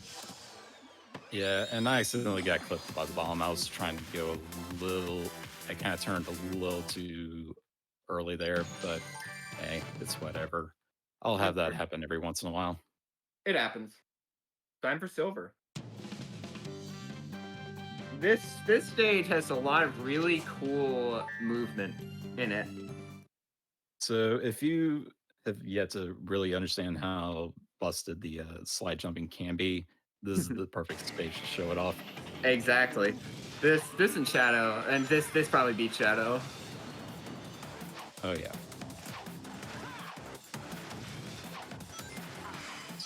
It's right here, just on this straightaway. It's just really just a bunch of slide jumping. And possibly IMO, the coolest part of the entire run. Yeah, we're just kind of outpacing silver right there. Oh, unfortunately I got sniped. Well, you got most of the actual coolness in factor in, so it doesn't matter. So it doesn't matter that much. Yeah, you lose about 2 or 3 seconds from getting hit right there by Silver's boxes. Yeah, it's not nice. Silver's mean. Of course he's gonna be mean right there. At least if you get hit at the very end of this, your run is dead. Yeah, You're you right. lose a whole minute. You die. At the very It's end. gone. And that's what we meant by the RNG. It's Yeah. nonsense. So, Let's see if you can get it. do you think Sonic Heroes classifies as a modern game? I don't think so. No, But- Because somehow we got Egg Emperor as the boss. homing attack glitch time. Let's see if you can get it. Ah, not for Unfortunate. first cycle. Basically, there's a glitch with the homing attack where you can basically get enough speed. If you like, it's kind of hard to explain, but if you're boosting and then try to do a homing attack, the game kind of just like ejects you. Yeah, if you Like, boost and what- homing attack an enemy at the same time, it basically does. You basically like you homing attack speed into the enemy. You get a bunch of speed from the homing attack, and it just takes you far away. And you can basically keep up with it with Emperor and get the hit. Also, this boss sucks. ILing this boss. Never do it ever. Never do it. Yeah, this boss is just an absolute RNG nightmare for individual level speedruns. Yeah, don't do it. Basically, you have to pray that he charges as fast as possible. But like he can charge he can charge at any point at any of these cannons, and you just have to hope he charges at a cannon near you immediately. And he can not charge for like 20 seconds. It's incredibly cool and not fun. Yeah, the only consistent way of getting him to try to charge at you is just to basically attack the cannons, which will fire at him and he'll get angry. And he'll just come charging at your location. But that's slow. Exactly. That's the problem. Alright, time for the final boss. I like this fight, but I bet a lot of people don't really like it that much. Yeah, Time Eater. It's not fun time, but it is. This is way better than the console version of the boss, though. Modern That I parts can of this agree on. fight are better with it. I've never actually fought that boss, so I can't really say. But so basically, the classic portions of this fight are an auto scroller. You just have to dodge stuff until he avoids his weak point. You have to misdirect these missiles by shmup style. Yeah, and if you get hit, he's gonna just do more attacks, which will waste time. Yeah, it's But we're gonna be in a 3D space here. Probably one of the only times you're really moving around in 3D in this game. But we're just gonna be trying to avoid as many attacks as possible. But the first phase, very simple. Second phase onward for 3D is gonna get a little weird. Yeah. Basically, you want to be boosting at you want to be boosting straight forward almost all times during these phases, and there are things that get in your way. So yeah, as each phase kind of goes by, he adds more attacks and makes the attacks he's already introduced a little more difficult. These lasers have deceptively large hitboxes. So once he introduces 2 or more, it's kind of silly. And when he's doing this when he does this arm attack, you can just hold down right and just completely miss it. So Yeah. Okay, so we're going into the second 3D section. This is when he introduces the arms, which they're janky. You have to dodge out of the way at the perfect time. Oh, unfortunately. What? Oh, that's. yeah, The arms are awful. You can just. It's by far the worst part of this fight. Well, kind of. Yeah, There's like one other section that's kind of bad. You can dodge like barely. You can dodge to the side, and his arms can follow you if you dodge too early. It's not. It can be. You just have to really get a feel for it. And it's Yeah, not. now very we're fun. on double laser, and it's not fun when you're trying to avoid. Yeah, going Again. between the No, go ahead. going between these lasers can be a death sentence if you're not careful. It's not. You can just get hit and like, oh yeah, that didn't touch me at all, but it totally did because the hitboxes are massive. Oh, also big laser. Yeah, That And- laser could be deceptive. yeah. Just more arm stuff. Fortunately, this boss can't be sped up that much because that's just how it is. And yeah, we're going into probably the hardest phase to optimize. Somehow. Yeah, That's the second time in a row that I've gotten shocked. that's weird. Don't normally have that happen. Yeah, it's not something that normally happens. I don't know why it's happening now.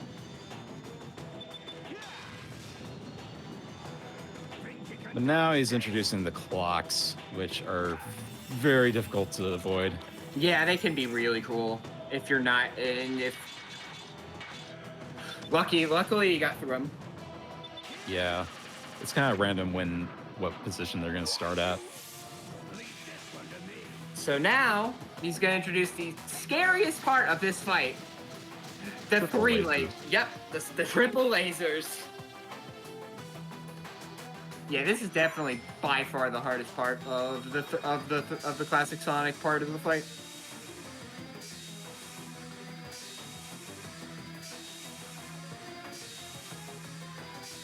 Yeah, now it's going to start separating. You have to you're basically forced to weave through them. Yeah, oh yeah, you got it this time. Cool. Yeah, thankfully, because lasers can basically waste almost the most amount of time. Yeah, modern's definitely the hardest to optimize, but this you can lose more time on classic if you're not careful.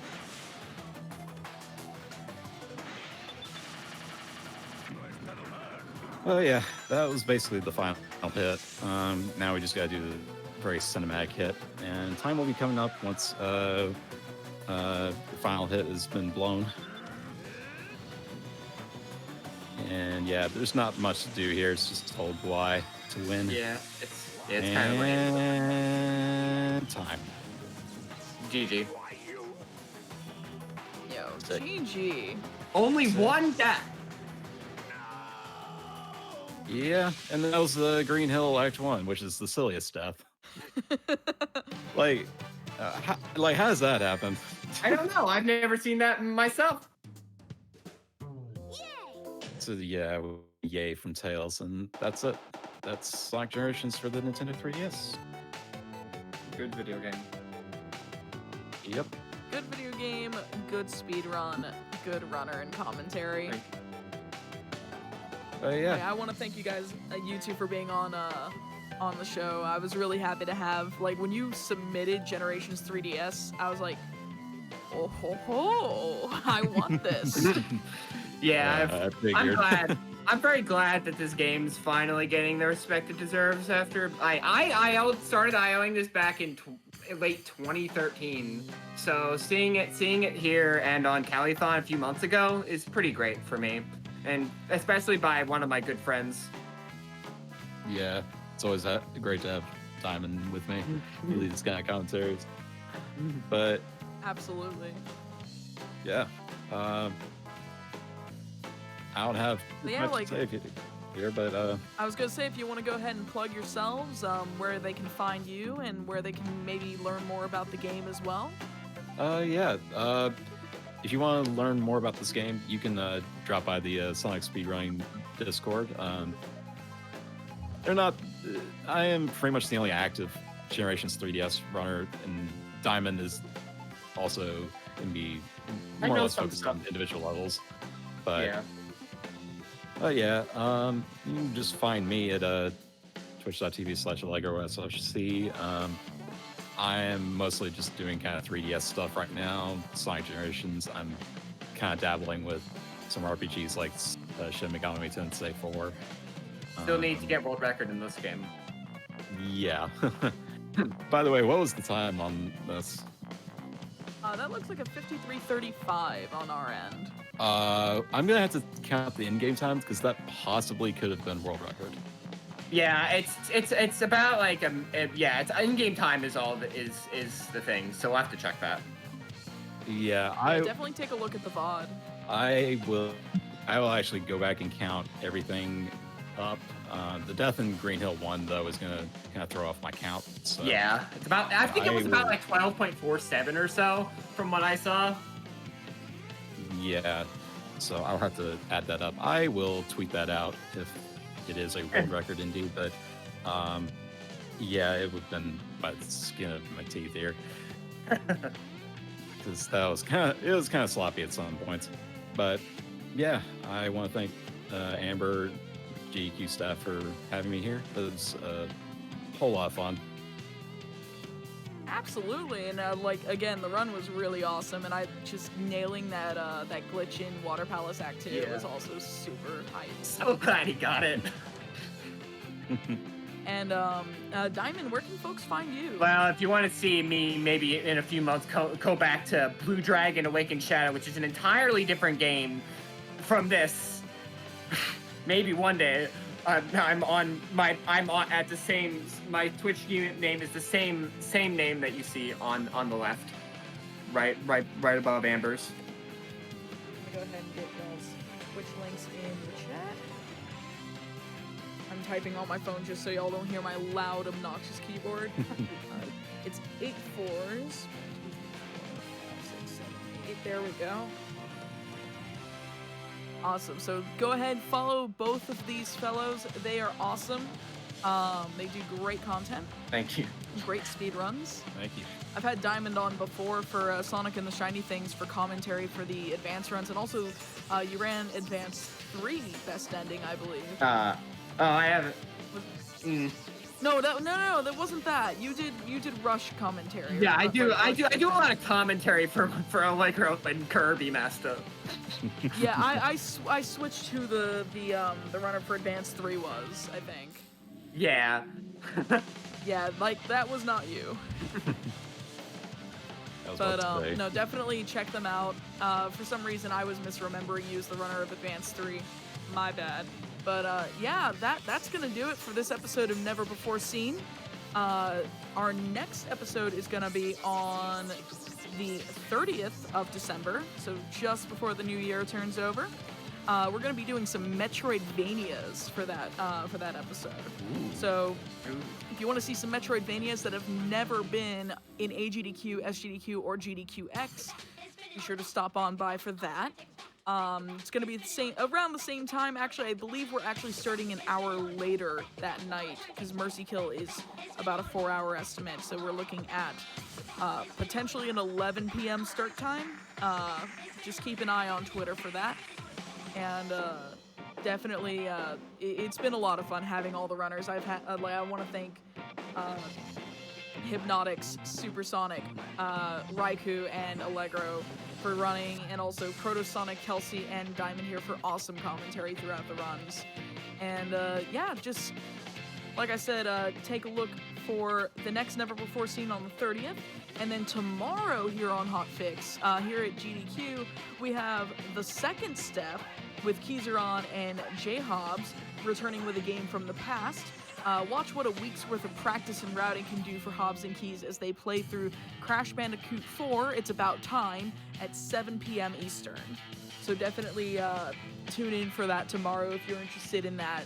Hobbs and Keys are extremely entertaining, and if their Link's Awakening episode from last week was anything to tell, like, you can improve a lot in a week from a blind playthrough, like a blind speedrun to, you know, a more refined run.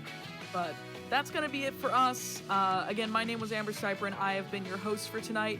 We're going to go ahead and roll some ads on our way out, but be sure to stop in tomorrow. Be sure to stop in any day after that as well, and keep watching GDQ Hotfix when we're around.